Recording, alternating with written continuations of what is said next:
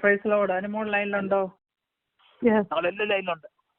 ഉണ്ട്. Praise Lord. നമുക്കിന്ന് രാത്രി ഒന്നിച്ച് കർത്താവിന്റെ സന്നിധിയിൽ കടന്നു വരുവാൻ ദൈവം ഇടയാക്കിയതിനായത് സ്തോത്രം. ദൈവകരങ്ങൾ ഇന്ന് രാത്രിയിൽ എന്നെ സമർപ്പിക്കുന്നു. ഞാൻ ചില നാളുകൾക്ക് മുൻപ് എൻ്റെ സാക്ഷ്യം ഷെയർ ചെയ്തായിരുന്നു. ഇന്ന് രാത്രിയിൽ ആ മകളും ലൈനിലുണ്ട്. കർത്താവിന്റെ ദാസൻ ജോസഫ് ഉണ്ടായി. അതുകൊണ്ട് ആ കുഞ്ഞും ലൈനിലുണ്ട്. മോള് അവരുടെ സാക്ഷ്യം ഷെയർ ചെയ്യും. അത് കഴിഞ്ഞിട്ട് പിന്നെ ഞാൻ വലസ്തുക്കുറിയും സാക്ഷ്യം. Praise Lord, praise Lord. Praise Lord. എല്ലാവർക്കും ഇംഗ്ലീഷ് മനസ്സിലാവുമോ? ഇംഗ്ലീഷ് മനസ്സിലാവും. മലയാളത്തിൽ അത്ര ഫ്ലുവന്റ് അല്ല. മലയാളം എനിക്ക് അറിയില്ല. Glory to God. Hallelujah, hallelujah. Before we start, I would like to pray. For glory to God, Jesus, Father God in heaven, Lord Jesus, we thank you for this time you're giving me, oh Lord God, Father, for, oh God, this prayer line, oh God, Father, for allowing us to share our testimony, Lord. We bless this prayer line in the name of Jesus Christ. We thank you, Lord Jesus, for whoever is listening, whoever, oh Lord Jesus, are hungry for you in this prayer line. We bless them in the mighty name of Jesus Christ, Lord, oh God, Father. We ask you to cover each and every one of, oh God, every person that is on this prayer line, oh Lord God, Father. Let your mighty hands, oh Lord God, Father, change their life, oh Lord God, Father, with many testimonies, oh God.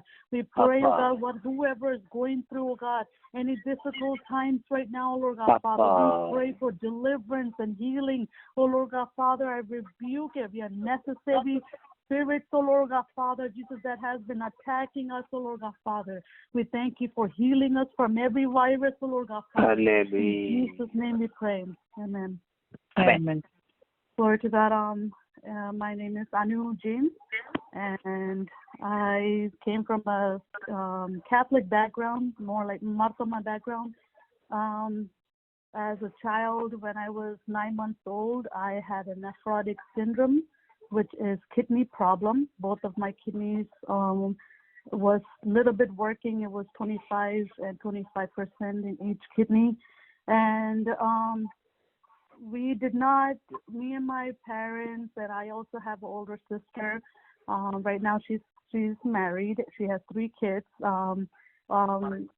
But at this time,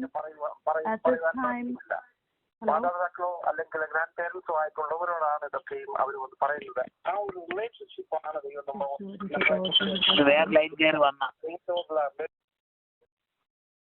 Hallelujah, Jesus. At this time, I will continue my testimony. So, when I was 9 months old, I had a kidney problem, and my parents did not completely, fully believe in Jesus Christ. But one time, when I was going through all the struggles, my parents took me to many gods and goddesses. They trying to look for hope, trying to look for healing. They did not find any healing. So God spoke to my mom one time in her sleep and told her, I am the God of Abraham, Isaac, and Jacob. And no, there is no one with you. I am here with you. Since then, when God spoke to my mom, since then she started believing, having a hope in her life. So when God speaks to her in the book of Revelation, showed her many things that's going to happen in the world. We were in Bombay that time, and then God brought us to America in 1993. And then God showed, he kept on talking to my mom, showed her, a church to go and pray over there. When she went to the church, it was a Pentecostal church. And in that church, God started, all the revelation God showed her, the church was also, the pastor in that church was also preaching the same thing. So my mom got more closer to God. Both of my parents got baptized and started knowing the Lord. But after a couple of years later, I also had a stroke. I had a stroke. I was paralyzed on my left side for 13 days. Within that 13 days, through prayer and fasting of my parents and of the Pentecostal prayer people, I was healed in 13 days. My stroke was gone. My left side was completely healed. And then many years went by, in December 2011, both of my kidneys died. So I started doing dialysis for 5 years. I did dialysis for 5 years, and through that, God was speaking to me through problems in our life, through trials, when we go through something, we need to kneel down. We need to pray and cry out to God and say, God, people say do not question God, but He is our Father. We could ask Him, Lord, why am I going through this? I asked many questions to God. God, why am I going through this? When is there healing? Everybody is normal, but I am not normal. Why can't you heal me? Our God is a God, we could ask Him question. He's our Father. So I have asked Him many times, why do I have to go through this? But when I went through my dialysis for 5 years, when I went through this problems for 5 years, God was talking to me. God was, giving me many words from the Word, many songs to build me spiritually. He was building me. Through that, He also humbled my heart. I became so humble. God has changed my life because I had to go through something in my life. We all have to go through something in our life to humble ourselves. If we are rich and we have everything, everybody is normal, there's nothing there. We don't need God. We don't need God. We don't need to pray. But when we go through stuff in our life, that's when we look up to God and we ask Him to heal us, to comfort us. And after 5 years after I finished my dialysis, I also was looking for marriage. Many people told me I will never get married. Many people made fun of me and say, ഈ കൊച്ചൊക്കെ ആരാ കല്യാണം കഴിക്കുന്നത് എന്നാണ് ഒരു ആന്റിമാർ ഒത്തിരി പറഞ്ഞിട്ടുണ്ട്. അത് കേൾക്കുമ്പോൾ എനിക്ക് ഒത്തിരി വിഷമം ഉണ്ടായിരുന്നു, മമ്മിക്കും വിഷമം ഉണ്ടായിരുന്നു. പക്ഷെ we prayed, ഞങ്ങൾ പ്രാർത്ഥിച്ചു. We prayed and prayed, fasted. പ്രാർത്ഥിച്ചു, and then ദൈവത്തിന്റെ സമയത്ത് ദൈവം എനിക്ക് ഒരു ഹസ്ബൻഡ് തന്നു. And my husband is Saudi. He was from Saudi. ഞങ്ങൾ പിന്നെ 21 days ഞങ്ങൾ രണ്ടുപേരും ഫാസ്റ്റിംഗ് ചെയ്തു. ഫാസ്റ്റിംഗ് ചെയ്തപ്പോൾ ദൈവത്തിന്റെ പ്ലാൻ ആണ് ഞങ്ങൾ കല്യാണം കഴിക്കണം. ഹസ്ബൻഡും he was happy. ഹസ്ബൻഡും പറഞ്ഞു, husband father pastor. Husband so എൻ്റെ ഹസ്ബൻഡ് എനിക്ക് പറഞ്ഞു, എൻ്റെ പപ്പ ഇത്ര വർഷം എല്ലാവരും പ്രാർത്ഥിക്കുന്നുണ്ട്, എനിക്ക് കുഴപ്പമില്ല നിന്നോട് കല്യാണം കഴിക്കാൻ. സോ ഹസ്ബൻഡ് പറഞ്ഞു, I believe you can get healed too. So that's how ഞങ്ങൾ പിന്നെ കല്യാണം കഴിച്ചു. 2017 God gave me a kidney transplant. 2017 March 19. Kidney, a doctor called me from the hospital and said there is a kidney for me. So 19th March of 2017, I got a kidney, and then March 25th, I got married. I got discharged 1 day before my marriage. And my kidney 19th kidney and kalyanam kazhichu 25th aanu, 6 days before. And the kalyanam and the deva and the kidney thannu. I always prayed since I was 16 years old, God, you have to heal me before I get married. I prayed many years, but when I became 28 years old, that's when God answered my prayers. God has a perfect timing. 6 days before my marriage, God gave me a kidney. I've been praying when I was 16 years old. Now I am 33 years old. And I am very thankful and very, I cannot express my love for him. That's Hallelujah. his love is more greater than anything. So many, as years pass by, me and my husband, we are married for 4 years now. I also went to Bible college. I finished my BTH, and right now we both are working, and we're happy. We're happy. We're praying. We're fasting. I understand whoever's listening to this, whoever's listening to my message. I just want to encourage you all, everyone in this prayer line. Nothing is impossible for God. Nothing is impossible. Hallelujah. If you are going through something in your life, God is with you.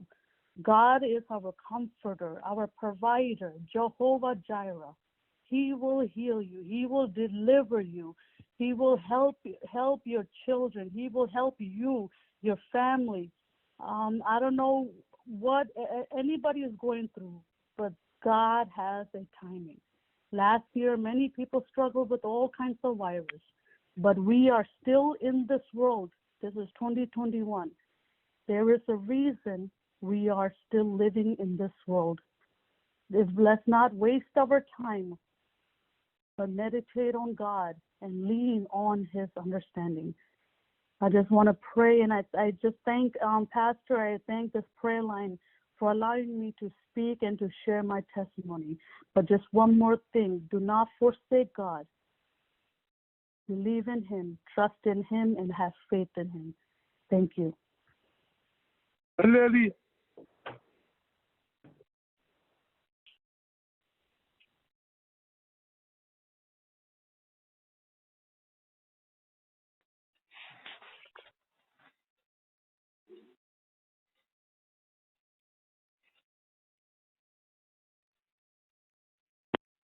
Praise Hello. the Lord. Praise the Lord. Yes, sister, your mom wants to share testimony also, or I believe so. We don't live together, but I don't know where she went. Oh, I see. Okay, I thought she was with you. Okay. Anyway, I was waiting for her to come on the line and start sharing. What's your mom's number? 469. 463. Okay. 0343. 430343.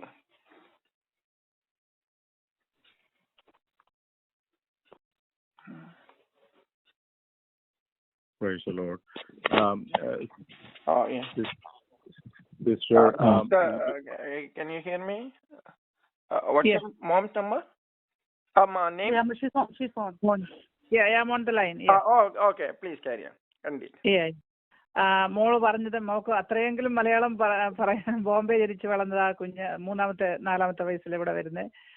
എന്നാലും മലയാളം പറയാൻ അറിയാം, fluent ആയിട്ട് പറയാൻ അറിയത്തില്ലെന്നുള്ളതേ ഉള്ളൂ. ഇന്ന് രാത്രിയിൽ ദൈവം തന്ന വിലയേറിയ അവസരത്തിനായിട്ട് സ്തോത്രം. എൻ്റെ പേര് മോനി. ഞങ്ങൾ ഡാളസിലാണ് താമസിക്കുന്നത്. ഞങ്ങൾക്ക് 2 പെൺമക്കള്. അവർക്ക് ദൈവം കൊടുത്ത 2 ഭർത്താക്കന്മാരെ, ഞങ്ങളുടെ ആൺകുഞ്ഞുങ്ങള്. ഞങ്ങൾക്ക് മൂത്ത മകൾക്ക് 3 മക്കളുണ്ട്. ഞങ്ങൾ ഡാളസിൽ തന്നെയാണ് എല്ലാവരും താമസിക്കുന്നത്. ഇന്ന് രാത്രിയിൽ ഈ പ്രെയർ ലൈനിൽ ഒന്നിച്ച് കടന്നു വരുവാൻ ദൈവം ഒരുക്കിയ അവസരത്തിനായിട്ട് നന്ദിയോടെ സ്തോത്രം. ദൈവം നമ്മളെ സ്നേഹിക്കുന്ന ദൈവമാണെന്നും കരുതുന്ന ദൈവമാണെന്നും ഒക്കെ നമ്മൾ പറയുമെങ്കിലും നമ്മുടെ ജീവിതത്തിന്റെ ഓരോ അനുഭവങ്ങൾ കൂടെ നമ്മൾ കടന്നു പോകുമ്പോഴേ വാസ്തവമായിട്ടും നാം ദൈവത്തെ അനുഭവിച്ചറിയുവാനും രുചിച്ചറിയുവാനും ദൈവസ്നേഹം എന്തുവാണെന്ന് നമുക്ക് മനസ്സിലാക്കുവാനും സാധിക്കത്തുള്ളൂ. അനുമോള് പറഞ്ഞ പോലെ ഞങ്ങള് യാക്കോബായിൽ ജനിച്ച് വളർത്തപ്പെട്ട വ്യക്തിയാണ് ഞാൻ.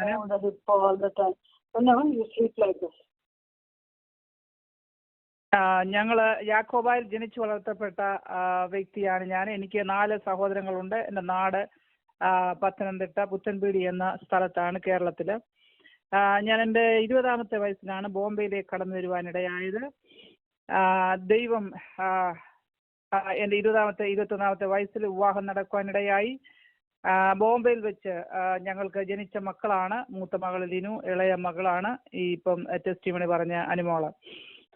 ദൈവം ഞങ്ങൾക്ക് തന്ന ആ കുഞ്ഞുങ്ങളെ ദൈവസന്നിധിയിൽ വളർത്തിയെടുക്കുക എന്നുള്ളൊരു വലിയ ഉത്തരവാദിത്വം ഞങ്ങൾക്ക് രണ്ടുപേർക്കും ഉണ്ടായിരുന്നതുകൊണ്ട് വളരെ കെയർഫുള്ളായിട്ടും വളരെ ദൈവഭയത്തോടും അറിയാവുന്ന ദൈവഭയത്തിൽ ഞങ്ങൾ ഈ കുഞ്ഞുങ്ങളെ വളർത്തുവാനിടയായി. എന്നാൽ പെട്ടെന്ന് ഈ ഇളയ മകൾക്ക് പെട്ടെന്നൊരു പ്രയാസം ഉണ്ടായി. 9 മാസം പ്രായമുള്ളപ്പോൾ അവള് മുട്ട വലിഞ്ഞുകൊണ്ട് നടക്കുന്ന ഒരു സമയത്ത് ഒരാൾ ഞങ്ങളുടെ വീട്ടിൽ വന്ന് ഈ കുഞ്ഞിന് ഒരു ചോക്ലേറ്റ് കൊടുക്കുവാനിടയായി.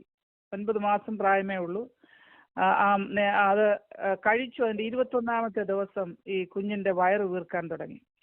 അപ്പോൾ അതിനകത്തു നിന്ന് എനിക്കതിനെക്കുറിച്ചൊന്നും അറിയത്തില്ലായിരുന്നു. പിന്നീട് ദൈവാത്മാവ് എന്നോട് അതേക്കുറിച്ച് സംസാരിക്കുവാനിടയായി. അതൊരു വിച്ച് ക്രാഫ്റ്റ് ചെയ്ത ഒരു ചോക്ലേറ്റ് ആയിരുന്നു. ഞാനത് ബാക്ക്ഗ്രൗണ്ടിലോട്ട് കൂടുതൽ പോകാൻ ആഗ്രഹിക്കുന്നില്ല. അപ്പം അതിനകത്തുനിന്ന് വന്ന ഒരു പ്രതിസന്ധിയാണ് ഇത് കണ്ടിന്യൂസ് വരുവാനിടയായത്. എന്നാൽ ഒരു കാര്യം എനിക്ക് മനസ്സിലായി, നാം ഏതെല്ലാം അവസ്ഥയിൽ കൂടെ കടന്നു പോയാലും നമ്മളെ സ്നേഹിക്കുന്ന ഒരു ദൈവമുണ്ട്. ദൈവത്തിൽ പറയുന്ന റോമാലേഖനത്തിൽ ദൈവത്തെ സ്നേഹിക്കുന്നവർക്ക് നിർണയപ്രകാരം വിളിക്കപ്പെട്ടവർക്ക് തന്നെ സകലവും നന്മയ്ക്കായി കൂടി വ്യാപരിക്കുന്നു. ഞങ്ങൾ ഈ കുഞ്ഞിനെയും കൊണ്ട് പല സ്ഥലങ്ങളിൽ യാത്ര ചെയ്തു. 9 മാസം പ്രായമുള്ള കുഞ്ഞിനെയും കൊണ്ട് കേരളത്തിന്റെ പല സ്ഥലങ്ങളിൽ ഹീലിങ്ങിന് വേണ്ടി യാത്ര ചെയ്യുവാനിടയായി.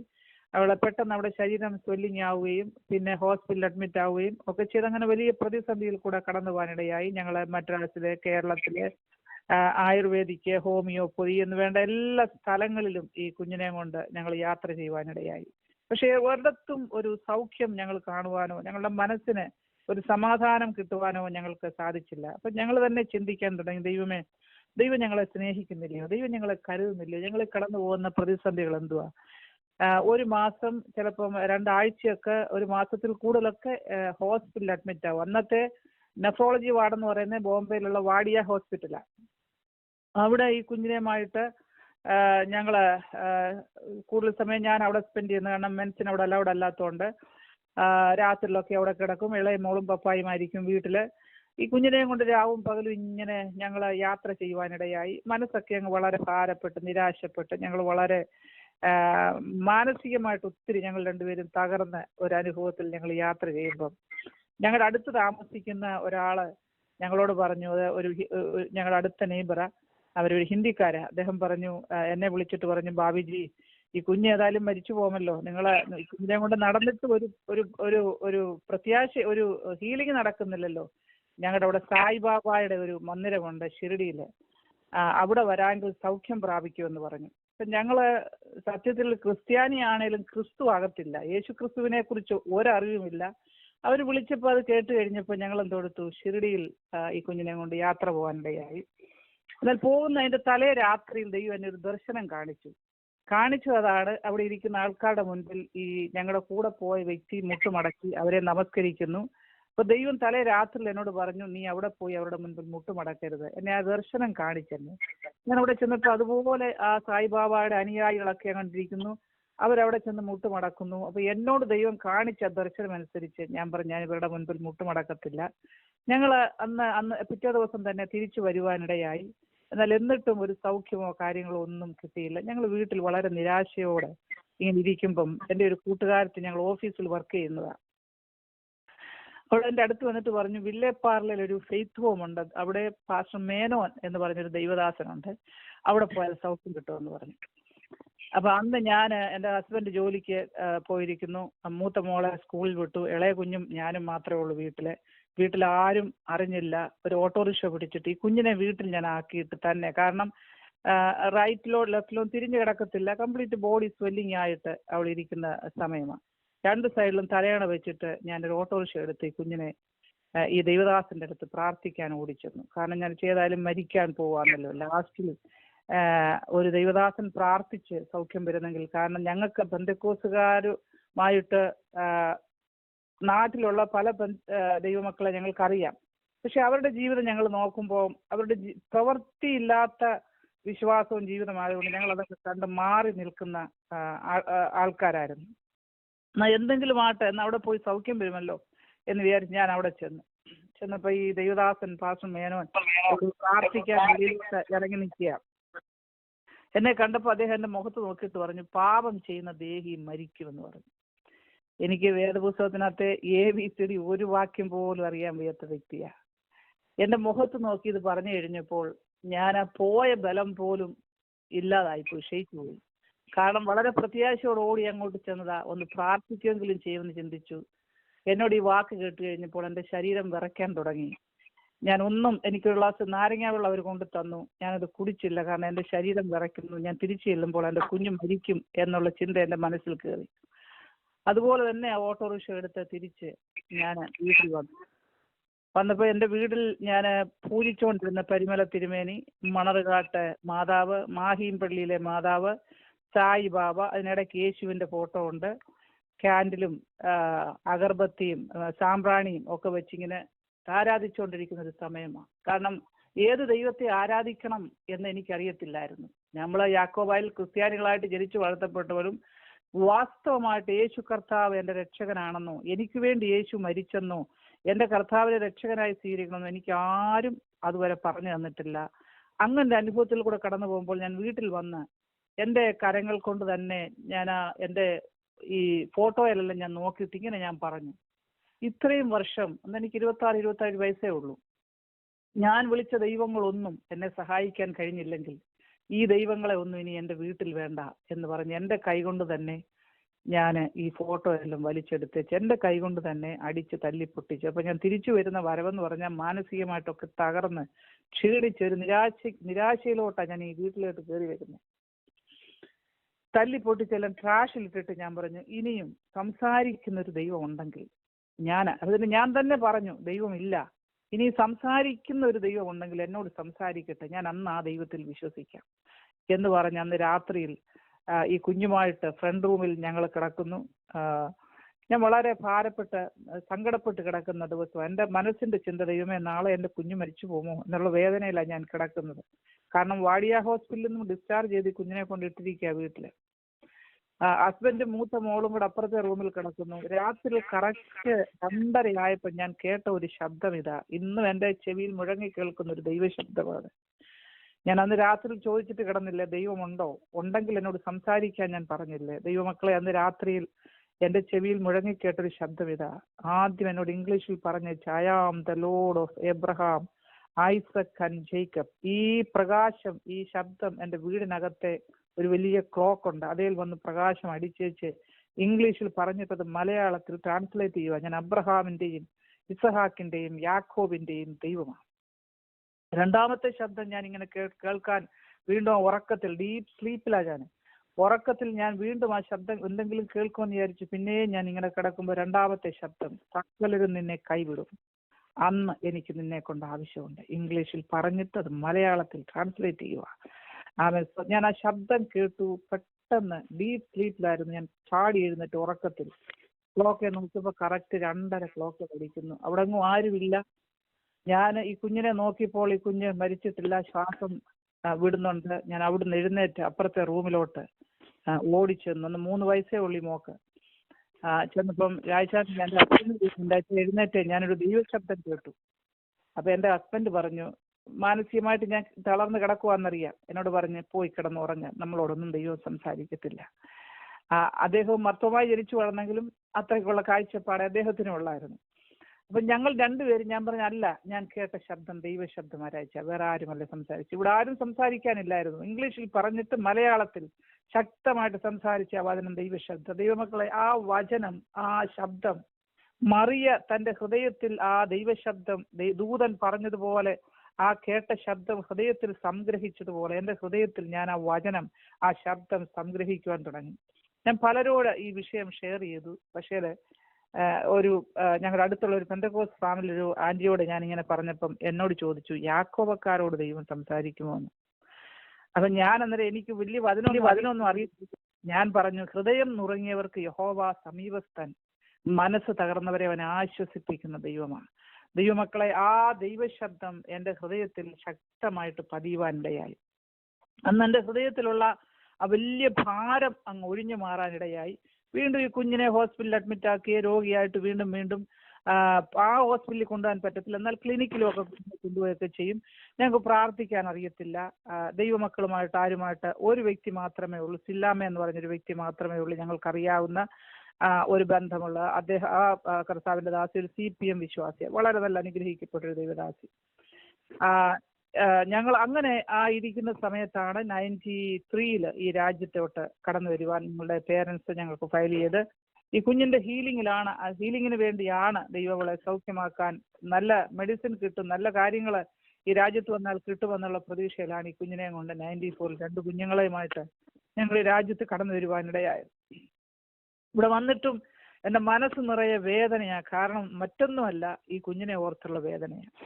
ആമേൻ, സ്തോത്രം. ഇവിടെ കടന്നു വന്ന് കുറച്ച് നാൾ കഴിഞ്ഞപ്പോൾ ദൈവം എന്നോട് വെളിപ്പാട് പുസ്തകത്തിനകത്തുനിന്ന് ദൈവം എന്നോട് സംസാരിക്കാൻ തുടങ്ങി. എന്ന് പറഞ്ഞാൽ വെളിപ്പാട് പുസ്തകത്തിനകത്തെ കാര്യങ്ങളെല്ലാം രാത്രിയിൽ ഉറങ്ങാൻ കിടന്നു കഴിഞ്ഞാൽ ദർശനത്തിൽ കൂടി ഇങ്ങനെ കാണിക്കാൻ തുടങ്ങും. എനിക്ക് കർത്താവിൻ്റെ സഭയെക്കുറിച്ചോ റാപ്ചറിനെ കുറിച്ചോ രക്ഷയെക്കുറിച്ചോ സ്നാനത്തെക്കുറിച്ചോ എനിക്കൊന്നും അറിയാതിരുന്നൊരു കാലഘട്ടത്തിൽ ഈ വെളിപ്പാട് പുസ്തകം മുഴുവനും ദൈവം എന്നെ ആകാശത്തിൽ എഴുതി കാണിച്ചു. കർത്താവ് മേഘത്തിൽ പ്രത്യക്ഷനാകുന്നതും കർത്താവ് അഗ്നിജ്വാലയിൽ പ്രത്യക്ഷനാകുന്നതും സഭ ഭൂമിയിൽ നിന്ന് എടുക്കപ്പെടുന്നതും എന്ന് പറഞ്ഞാൽ വെള്ളവസ്ത്രധാരികളായ മനുഷ്യരെ അല്ല കാണിക്കുന്ന, ഈയൽ പറന്നു പോകുന്ന പോലെ കുറെ വെള്ള വസ്ത്രധാരികൾ. അത് മനുഷ്യന്റെ ആ രൂപത്തിൽ ഇങ്ങനെ അങ്ങ് പറന്ന് പോവുക സ്വർഗത്തിലോട്ട്. റാപ്ചറാന്ന് എനിക്കറിയത്തില്ല. എന്നാൽ ഞാനത് ഈ വെളിപ്പാട് പുസ്തകം ഏകദേശം ഒരു 6 മാസത്തോളം ദൈവം എന്നെ ഈ ദർശനത്തിൽ കൂടെ കാണിക്കുവാനിടയായി. എനിക്കൊന്നും മനസ്സിലായില്ല, വെളിപ്പാട് പുസ്തകമാണെന്നൊന്നും എനിക്ക് അറിയത്തുമില്ല. പക്ഷെ ഈ ദർശനം കാണാൻ തുടങ്ങിയപ്പോൾ മുതൽ എൻ്റെ ഹൃദയത്തിനകത്തെ ഭാരങ്ങളൊക്കെ മെൽറ്റ് ചെയ്യുന്നതായിട്ട് എനിക്ക് ഫീൽ ചെയ്യുന്നുണ്ട്, എനിക്ക് സെൻസ് ചെയ്യുന്നുണ്ട്. അപ്പൊ ഞാൻ എൻ്റെ ഹസ്ബൻഡിനോട് എല്ലാ ദിവസവും ഈ വിവരങ്ങൾ പറയുന്നുണ്ട്, ഇങ്ങനൊരു സംഭവം നടക്കുന്നുണ്ടല്ലോ. അങ്ങനെ ഇരിക്കുമ്പോൾ ദൈവാത്മാവ് എന്നെ പ്രേരിപ്പിച്ച് ഫിലാഡൽഫിയയിലുള്ള ചർച്ചിൽ എന്നെ അവിടെ ദൈവം കൊണ്ടെത്തിക്കുവാനിടയായി. അവിടെ ശുശ്രൂഷിച്ചുകൊണ്ടിരുന്ന ദൈവദാസൻ പാസ്റ്റർ ചെറിയാനായിരുന്നു അന്ന് ശുശ്രൂഷിച്ചുകൊണ്ടിരുന്നത്. അപ്പൊ ഞങ്ങളുടെ വീട്ടിൽ ആരും ദൈവമക്കളായിട്ടില്ല. ദൈവമക്കളെന്ന് ഉദ്ദേശിച്ച് പെന്തക്കോസ്ത് വിശ്വാസമായിട്ടുള്ള ആരും ഞങ്ങളുടെ വീട്ടിലില്ല. യാക്കോബക്കാരും മർത്തോമായിൽ പോകുന്ന ആൾക്കാരുമാ, അവരൊക്കെ ദൈവവിശ്വാസികളാ. പക്ഷേ ഈ ഒരു അനുഭവത്തിലോട്ട് ആരും വന്നിട്ടില്ല. അപ്പൊ ഞാൻ കുറച്ച് നാൾ എൻ്റെ ഹസ്ബൻഡിനോട് ഹൈഡ് ചെയ്ത് വെച്ചു. ഞാൻ അനുമോളോട് മാത്രം ഷെയർ ചെയ്യും. മൂത്ത മോക്ക് ഇച്ചിരി അറിവായതുകൊണ്ട് പപ്പാട് പോയി പറയും, അതുകൊണ്ട് ഞാൻ അവളോട് ഹൈഡ് ചെയ്ത് വെച്ചു. എന്നാൽ ഞാൻ അവിടെ ചെന്നപ്പം ഒരു ദിവസം ഫ്രൈഡേ ഈവനിങ്ങിൽ അവിടെ മീറ്റിംഗ് ചെന്നപ്പോൾ ദൈവമക്കളെല്ലാം വലിയ പ്രത്യാശയുടെ പാട്ടുകളൊക്കെ പാടി വളരെ സന്തോഷിക്കുന്നു. അപ്പൊ എനിക്ക് തോന്നി, ഞാൻ ഇതുവരെ പ്രാർത്ഥിച്ച പ്രാർത്ഥനയോ ഇതുവരെ പാടിയ പാട്ടോ ഒന്നും എനിക്കൊരു സന്തോഷവും ആനന്ദവും എനിക്ക് തന്നിട്ടില്ല, ഒരു പ്രത്യാശയും തന്നിട്ടില്ല. ഇവിടെ ഒരു പുതുമ എനിക്ക് കാണുവാനിടയായി. ദൈവമക്കളൊക്കെ കണ്ണുനീരോടെ കരയുകയും പ്രാർത്ഥിക്കുകയും ചെയ്യുന്നു. സൺഡേയിലും ദൈവാത്മാവ് എന്നെ ലീഡ് ചെയ്ത് എന്തെടുത്തു അങ്ങോട്ട് കൊണ്ടുപോകാനിടയായി. സൺഡേ ഞാൻ അവിടെ ചെന്നപ്പോൾ ചെറിയാൻ ബൈബിൾ സ്റ്റഡി എടുത്തുകൊണ്ടിരിക്കുക. ഏതെന്നറിയാമോ? വെളിപ്പാട് പുസ്തകം. ഞാൻ അവിടെ പോയി 3 മാസം ആരും അറിയാതെ വെളിപ്പാട് പുസ്തകം പോയി കേൾക്കുവാനിടയായി. എനിക്കിപ്പം മനസ്സിലായി എന്നോട് സംസാരിച്ചത് ദൈവത്തിന്റെ ആത്മാവ് വെളിപ്പാട് പുസ്തകത്തിനാണ് സംസാരിച്ചത്. എന്നെ ഉറപ്പിക്കാൻ ദൈവദാസനിൽ കൂടെ അവിടെ ബൈബിൾ സ്റ്റഡി നടന്നുകൊണ്ടിരിക്കുക. ഞാനതെല്ലാം കേട്ടു. 3 മാസം കഴിഞ്ഞു. ഞാൻ എൻ്റെ ഹസ്ബൻഡിനോട് ഈ വിഷയങ്ങൾ ഷെയർ ചെയ്യുവാനിടയായി. അവർ മർത്തോപ്പള്ളി പോകുമ്പം ഞാൻ ഈ കൊച്ചുമോളെയും കൊണ്ട് ഇവിടെ വരും. എൻ്റെ ഹസ്ബൻഡ് പറഞ്ഞു, നീ എങ്ങോട്ടെങ്കിലും പൊക്കോ, മിന്നും പറിച്ചേച്ച് പെന്തക്കോസ്തിൽ മാത്രം പോകരുത്. കാരണം ഇതൊരു കൾട്ടാ. നമ്മുടെ ബ്രെയിൻ ആദ്യം ഇവരെന്തോടുക്കുന്നറിയാം, ബ്രെയിൻ വാഷ് ചെയ്യും. ബ്രെയിൻ വാഷ് ചെയ്തിട്ട് ഈ കൾട്ടിനകത്ത് അകപ്പെടുത്തി ഇതിനകത്തുനിന്ന് നമുക്ക് ഒരിക്കലും ഇറങ്ങി വരാൻ പറ്റത്തില്ല. എനിക്കിപ്പം മനസ്സിലായി സത്യമായത്. നമ്മുടെ ബ്രെയിൻ മുഴുവൻ വാഷ് ഔട്ട് ചെയ്യും. പഴയ കാര്യങ്ങളെല്ലാം ദൈവാത്മാവ് വാഷ് ഔട്ട് ചെയ്ത് പുതിയ കാര്യങ്ങൾ നമ്മുടെ ബ്രെയിനകത്തോട്ടിടും. ആമേൻ, സ്തോത്രം. നമ്മുടെ ചിന്താ മണ്ഡലങ്ങൾക്കകത്തോട്ടിടും. ആമേൻ, സ്തോത്രം. കൊലോസ്യ ലേഖനത്തിൽ വായിക്കും, നിങ്ങൾ മരിച്ചു, നിങ്ങളുടെ ജീവൻ ക്രിസ്തുവിനോടുകൂടെ ഉയരത്തിൽ മറഞ്ഞിരിക്കുന്നു. അതുകൊണ്ട് ഭൂമിയിലുള്ളതല്ല ഉയരത്തിലുള്ളത് തന്നെ ചിന്തിപ്പീൻ. ഉയരത്തിലുള്ളത് മാത്രം ചിന്തിക്കുന്ന ഒരു ആത്മ മണ്ഡലത്തിലേക്ക് ദൈവാത്മാവ് നമ്മളെ എന്ത് കൊടുക്കും? വാഷ് ഔട്ട് ചെയ്യും, ബ്രെയിൻ വാഷ് ചെയ്യും. ഇതൊരു കൾട്ടാന്ന് പറഞ്ഞു കഴിഞ്ഞപ്പോ പിന്നെ അതിനകത്ത് ഇറങ്ങി വരാൻ പറ്റത്തില്ലല്ലോ. എങ്ങനെ ഇറങ്ങുന്നേ? കർത്താവിനെ വിട്ടേക്ക് നമുക്ക് ഇറങ്ങി വരാൻ പറ്റുമോ ദൈവമക്കളെ? പക്ഷെ എനിക്കൊരു കാര്യം മനസ്സിലായി. ഞാൻ എന്താ വെച്ചാൽ കൾട്ടൊന്നും അല്ല. അയച്ചാൽ ഒരു ദിവസം ഒന്ന് വാ എൻ്റെ കൂടെ ഒന്ന് നമുക്കൊന്ന് പോകാം. നമുക്കിപ്പം വിഷയം നമ്മുടെ കുഞ്ഞുങ്ങളാ വിഷയം. ഈ രാജ്യത്ത് നമ്മൾ കടന്നു വന്ന് 2 പെൺകുഞ്ഞുങ്ങളുമായിട്ട് ഈ രാജ്യത്ത് കടന്നു വന്ന് അവരുടെ നന്മയ്ക്ക് വേണ്ടി, അവരുടെ അനുഗ്രഹത്തിന് വേണ്ടി നമ്മൾ ഈ വചനം അനുസരിച്ചേ പറ്റത്തുള്ളൂ, ദൈവത്തെ അനുസരിച്ചേ പറ്റത്തുള്ളൂ. ഒരു ദിവസം നിർബന്ധിച്ച് അദ്ദേഹത്തെ സൺഡേ മോർണിംഗിൽ വിളിച്ചുകൊണ്ട് പോയി. അദ്ദേഹവും വളരെ നിരാശയിൽ, കുഞ്ഞിന്റെ കാര്യത്തിൽ വളരെ സങ്കടപ്പെട്ട് നിരാശപ്പെട്ട്, ഞങ്ങൾ ആഹാരം കഴിക്കുന്നുണ്ടോന്ന് ചോദിച്ചാൽ ഉണ്ട്, ഇല്ലയോ എന്ന് ചോദിച്ചാൽ ഇല്ല. ആമേൻ സ്തോത്രം. അങ്ങനത്തെ ഒരു അവസ്ഥയിൽ കൂടെ കടന്നു പോകുമ്പം ഈ ചർച്ചിലോട്ട് രാജാരെ കൂടെ വിളിച്ചുകൊണ്ട് പോയി. ഒറ്റ ഒരു ആരാധനയ്ക്ക് വന്നതേ ഉള്ളൂ ദൈവമക്കളെ. അന്ന് എന്നോട് പറഞ്ഞ മർത്തോപ്പള്ളി ഇനിയും പോകുന്നില്ല, എനിക്ക് വലിയ സമാധാനം ഇതിനകത്ത് കിട്ടി, ഞാൻ വചനം കേട്ടു, ഞാൻ ഇനി അങ്ങോട്ട് തിരിച്ചു പോകുന്നില്ല. ഞങ്ങൾ 2 പേരും കൂടെ അപ്പൊ ഇത്രയും ദിവസങ്ങളെല്ലാം ഞാൻ ദൈവസന്നിധിയിൽ ഉപവസിച്ചു പ്രാർത്ഥിച്ചു, കർത്താവേ ഇത് സത്യമാണെങ്കിൽ എന്നെ ഇതിലോട്ട് നയിക്കണം. ഞാൻ മാത്രമല്ല, ഞങ്ങൾ 2 പേരും കൂടെ ഒന്നിച്ച് സ്നാനപ്പെടാൻ ഇടയാക്കണം. ആ സമയത്ത് ദൈവം വെളിപ്പാട് തന്ന് സ്നാനമൊക്കെ ദൈവം മനസ്സിലാക്കി തന്നു. സ്നാനം എന്തുവാന്നുള്ള റോമാലേഖനം വായിച്ച്, ഞാൻ സത്യത്തിൽ വേദപുസ്തകം വായിച്ച് രക്ഷിക്കപ്പെട്ട് വെളിപ്പാട് തന്ന് ദൈവം എന്നെ ഇറക്കി ഇതിനകത്തോട്ട് കൊണ്ടുവന്നതാണ്. ആമേൻ സ്തോത്രം. അതുകൊണ്ട് ഇത് ലോകത്തിൽ എല്ലാവരും ഇത് സത്യമല്ലെന്ന് പറഞ്ഞാലും എനിക്ക് വിശ്വസിക്കാൻ പറ്റത്തില്ല. കാരണം ഞാൻ അനുഭവിച്ച നന്മയും സത്യം എന്താണെന്ന് ദൈവം ആമേൻ എന്നെ വെളിപ്പെടുത്തിയത് കൊണ്ട്. ആമേൻ സ്തോത്രം. ലോകം ഇളകി മറിഞ്ഞാലും എനിക്കറിയാം തമ്പുരാൻ നമ്മളെ സൂക്ഷിക്കുകയും പരിപാലിക്കുകയും ചെയ്യും. ദൈവത്തിന്റെ വചനത്തിന് മാറ്റമില്ല. വചനത്തിനകത്തൂടെ ജനിച്ചത് കൊണ്ട് എനിക്കറിയാം. ആമേൻ സ്തോത്രം. ഞാൻ ജനിച്ചത് വചനത്തിനകത്തായതുകൊണ്ട് ഒരു ശക്തിക്ക് എന്ത് കൊടുക്കാൻ പറ്റത്തില്ല, നമ്മളെ തകർക്കാൻ പറ്റത്തില്ല. അത് കഴിഞ്ഞ് വലിയ പ്രതിസന്ധി. ഞങ്ങൾ 94 ജാനുവരി 1-ാം തീയതി പാസ്റ്റർ ചെറിയാന്റെ കൈക്കീഴിൽ സ്നാനപ്പെടുവാനിടയായി. ഞങ്ങളുടെ സ്നാനത്തിന് ക്ലാസ് എടുത്ത് തന്ന് ഇവിടെ ഡാളസിലുള്ള പാസ്റ്റർ എബ്രഹാം തോമസ്, സണ്ണി പാസ്റ്റർ, ഞങ്ങളുടെ കൂടെ ഒന്നിച്ച് ജോലി ചെയ്തതാണ്. അദ്ദേഹം എന്നോട് ഈ വചനം പറയുമ്പോഴും ഞാൻ അദ്ദേഹത്തോട് എതിർത്തിട്ടുണ്ട്. എന്നാൽ ദൈവാത്മാവിന്റെ സന്നദ്ധിയിൽ ഏൽപ്പിച്ചു കൊടുത്തു കഴിഞ്ഞപ്പോൾ പിന്നെ എതിർക്കാനൊന്നും പോയില്ല. കർത്താവിന്റെ സന്നദ്ധിയിൽ ഹിയർ ആം മൈ ലോർഡ് എന്ന് പറഞ്ഞ് എൻ്റെ ജീവിതത്തെയും കുഞ്ഞുങ്ങളുടെ ജീവിതത്തെയും ഞങ്ങൾ ഒന്നിച്ച് സമർപ്പിക്കാനിടയായി. ആമേൻ സ്തോത്രം. വേദപുസ്തകത്തിൽ വചനം നിമിത്തം ഞെരുക്കമുണ്ടാകും എന്ന് എഴുതിയിട്ടുണ്ട്. നിങ്ങൾ ഇത് കഴിഞ്ഞപ്പോഴത്തെ ഞങ്ങളുടെ സഹോദരങ്ങളെല്ലാം എഴുന്നേറ്റു. ആമേൻ സ്തോത്രം.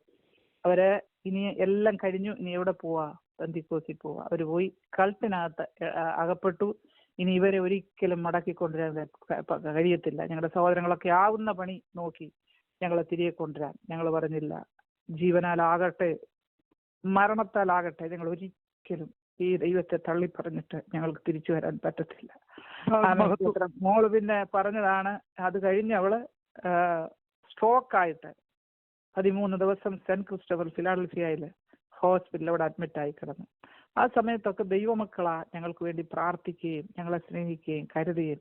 അന്ന് ഞങ്ങൾക്ക് ഉണ്ടായിരുന്ന ഞങ്ങളുടെ കൂട്ടുകാരാ അന്നമ്മ സിസ്റ്ററും അന്നംകുഞ്ഞും കുഞ്ഞുമറിയാമ്മ ആൻറ്റി, അങ്ങനെ പല ദൈവമക്കള്, ഞങ്ങളുടെ ചർച്ചിലുള്ള എല്ലാ ദൈവമക്കളും ഞങ്ങളെ സ്നേഹിക്കുകയും കരുതുകയും പ്രാർത്ഥിക്കുകയും സഹായിക്കുകയും സഹകരിക്കുകയും ഒക്കെ ചെയ്ത ദൈവമക്കളാ. പേരെടുത്ത് പറയുന്നതിൽ ഒത്തിരി ദൈവമക്കൾ ഞങ്ങളെ സഹായിച്ചിട്ടുണ്ട് അവിടെ.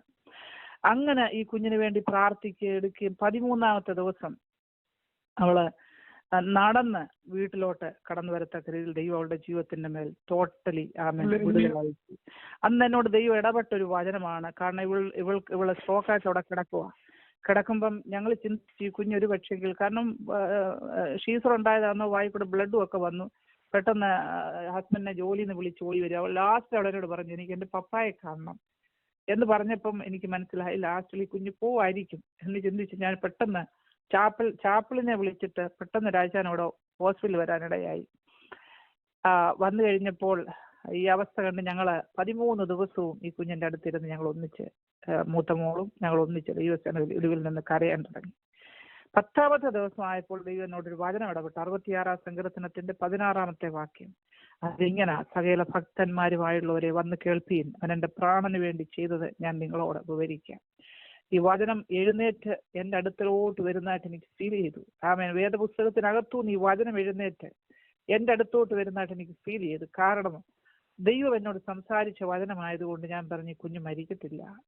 ആമേൻ സ്തോത്രം. ഇവള് ജീവനോടിരുന്നെങ്കിലേ ഇവളെ കുറിച്ച് ദൈവത്തിന്റെ സാക്ഷിയായി നിൽക്കാൻ പറ്റത്തുള്ളൂ. ദൈവമക്കളെ 13-ാമത്തെ ദിവസം ഈ കുഞ്ഞ് പൂർണ്ണ സൗഖ്യം പ്രാപിച്ച് പുറത്തു വന്നു. അത് കഴിഞ്ഞ് ഞാൻ കുറെ വർഷങ്ങള് ഫൈബ്രോമയാലജി ആയിട്ട് നീണ്ട വർഷങ്ങൾ എനിക്ക് എഴുന്നേറ്റ് നടക്കാൻ വയ്യാതെ ഞാൻ കിടപ്പിലായ വ്യക്തിയാണ്.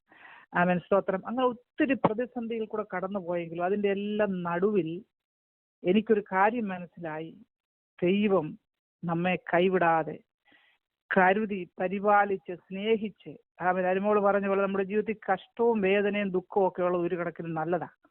കാരണം ദൈവം നമ്മളെ ഹമ്പിളാക്കുവാനും ദൈവത്തിൽ താഴുവാനും മറ്റുള്ളവരുടെ കഷ്ടം മനസ്സിലാക്കുവാനും മറ്റുള്ളവരെ ഓർത്ത് പ്രാർത്ഥിക്കുവാനും ഒക്കെ ജീവിതത്തിൽ നാം കഷ്ടത്തിൽ കൂടെ കടന്നുപോയെങ്കിലേ പറ്റത്തുള്ളൂ. വിശ്വാസത്തിന് പരിശോധനയുണ്ട് ദൈവമക്കളെ, വിശ്വാസത്തിന് പരിശോധനയുണ്ട്, ടെസ്റ്റിംഗ് ഉണ്ട്. ആ ദൈവം നമ്മളെ ദോഷങ്ങളാൽ പരീക്ഷിക്കുന്ന ദൈവമല്ല. ഫൈനാൻഷ്യലി, ഫിസിക്കലി, മെന്റലി, ഇമോഷണലി എല്ലാം തകർന്നു പോയ അനുഭവങ്ങളുണ്ട്. എന്നാൽ അതിന്റെ എല്ലാം നടുവിൽ ഒരു ശബ്ദം കേൾപ്പിക്കും. ആമേൻ, സ്തോത്രം. പുറകിൽ നിന്ന് ആ ശബ്ദം കേൾക്കുന്നേ, ഭയപ്പെടണ്ട, ഞാൻ നിന്നോട് കൂടെയുണ്ട്. ഇത്ര കേൾക്കത്തുള്ളൂ, അത് മതി ദൈവമക്കളെ. ആമേൻ, സ്തോത്രം. തിരിഞ്ഞു നോക്കുമ്പോൾ ആളിനെ കാണത്തില്ല. ആമേൻ, സ്തോത്രം. എനിക്കറിയാം എന്നോട് സംസാരിക്കുന്നവൻ എന്റെ ദൈവമാണെന്ന് എനിക്കറിയാം. ആ ശബ്ദത്തിനകത്ത് പിടിച്ചു കയറും. ആമേൻ, സ്തോത്രം. ഒത്തിരി പ്രാവശ്യം ദൈവം സംസാരിച്ചിട്ടുണ്ട്, ദൈവശബ്ദം ഒത്തിരി പ്രാവശ്യം കേട്ടിട്ടുണ്ട്. ചെറിയ രീതിയിലാണെങ്കിൽ ചെറിയ രീതിയിൽ നമ്മളോട് ഇടപെടും. വചനത്തിൽ കൂടെ പതുക്കെ ഇടപെട്ടാൽ മതിയോ? അങ്ങനെ ഇടപെടും. അല്ല ഉറക്കെ നിന്നോട് ഇടപെടണോ? അങ്ങനെയും ദൈവം ഇടപെടുന്ന ദൈവമാണ്. എന്നാൽ എനിക്കൊരു കാര്യം മനസ്സിലായത് എന്തുവാന്ന് ചോദിച്ചാൽ, ഈ കഷ്ടത്തിന്റെ എല്ലാം നടുവിൽ ദൈവം നമ്മളെ ഇട്ടേച്ച് കളഞ്ഞേച്ച് പോകുന്നൊരു ദൈവമല്ല. ഞാൻ എല്ലാ വർഷവും വീൽ ചെയറിൽ പോകുമായിരുന്നു. നാട്ടിൽ കാഞ്ഞിരപ്പള്ളിയിൽ മസാജ് ചെയ്യാനെ കൊണ്ട് തിരുമിക്കാൻ. കാരണം എഴുന്നേറ്റ് നടക്കാൻ പറ്റത്തില്ല. ഫൈബ്രോമയാൽജിയായിട്ട് എന്റെ മസിലുകൾ വീക്കായതാ. അവിടുന്ന് ഞാൻ എല്ലാ വർഷവും വീൽ ചെയറിൽ പോവും. 20 ദിവസം 30 ദിവസം അവിടെ നിൽക്കും, തിരിച്ച് വീൽ ചെയറിൽ വരും. എന്റെ സഹോദരങ്ങളും ഈ എല്ലാ സഹോദരങ്ങളും ഒക്കെ അതിന് സാക്ഷികളാണ്. അങ്ങനെ ചിലരൊക്കെ മുഖത്ത് നോക്കി പരിഹസിച്ചിട്ടുണ്ട്, കളിയാക്കിയിട്ടുണ്ട്. ഈ ദൈവത്തെ ഇത്രയും സേവിച്ചിട്ടും നീ എന്താ ഇത്രയും കഷ്ടത്തിൽ കൂടെ കടന്നു പോന്നേ എന്ന് നോക്കി പറഞ്ഞിട്ടുണ്ട്, മാറി എന്ന് പറഞ്ഞിട്ടുണ്ട്. ആമേൻ, സ്തോത്രം. ദാവീദിന്റെ അടുത്തും വന്നതാ പറഞ്ഞ, ഒരു മാറാ വ്യാധി ഇവനെ പിടിവിട്ട് അവൻ നീ എന്തോ കൊടുക്കത്തില്ല, എഴുന്നേൽക്കത്തില്ല. ആമേൻ, സ്തോത്രം. എന്നാൽ ഞാൻ ഒന്ന് വിശ്വസിച്ചു, എന്നെ വിളിച്ചവൻ വിശ്വസ്തനാ. ആമേൻ, സ്തോത്രം. എന്നെ എന്നും ഇങ്ങനെ ഇട്ടേക്കത്തില്ല. എന്റെ ഒരിക്കലും നമ്മളെ ദൈവം ഒരു ടെസ്റ്റിങ്ങിനകത്തൊരു പരീക്ഷണത്തിനകത്തൊരു പരിശോധനയ്ക്കകത്തൊരു കടത്തി വിട്ടാൽ തമ്പുരാൻ നമ്മളെ അതിനകത്ത് ഒത്തിരി നാൾ ഇട്ടേക്കത്തില്ല. ആമേൻ, സ്തോത്രം. അവിടുന്ന് ദൈവം പുറത്തു കൊണ്ടുവരും. ദൈവത്തിന്റെ സാക്ഷിയായി നിൽക്കാൻ വേണ്ടി ദൈവം പുറത്തു കൊണ്ടുവരും. അത് കഴിഞ്ഞ് ഞങ്ങൾ 2009 ഈ ഡാളസിലോട്ട് കടന്നു വരുവാൻ ദൈവമിടയായി. അത് ദൈവത്തിന്റെ ശബ്ദം കേട്ടാണ്. അവിടെ ജോലി ചെയ്തുകൊണ്ടിരിക്കുമ്പം ദൈവാത്മാവ് പറഞ്ഞ് ഈ പട്ടണം വിട്ടു പോകാൻ പറഞ്ഞു. ഞങ്ങൾ അങ്ങനെ ഈ ദേശത്ത് ഇവിടെ കടന്നു വരുവാനിടയായി.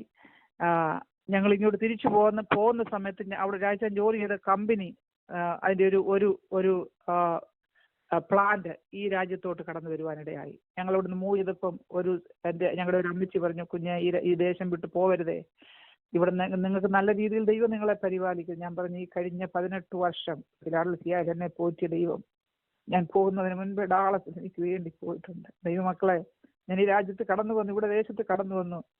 6 മാസം കഴിഞ്ഞപ്പോൾ ആ കമ്പനി തിരിച്ച് ഞങ്ങളുടെ പുറകെ ഇവിടോട്ട് വന്നു. അവിടെ കയറി 4-5 വർഷം ജോലി ചെയ്തു.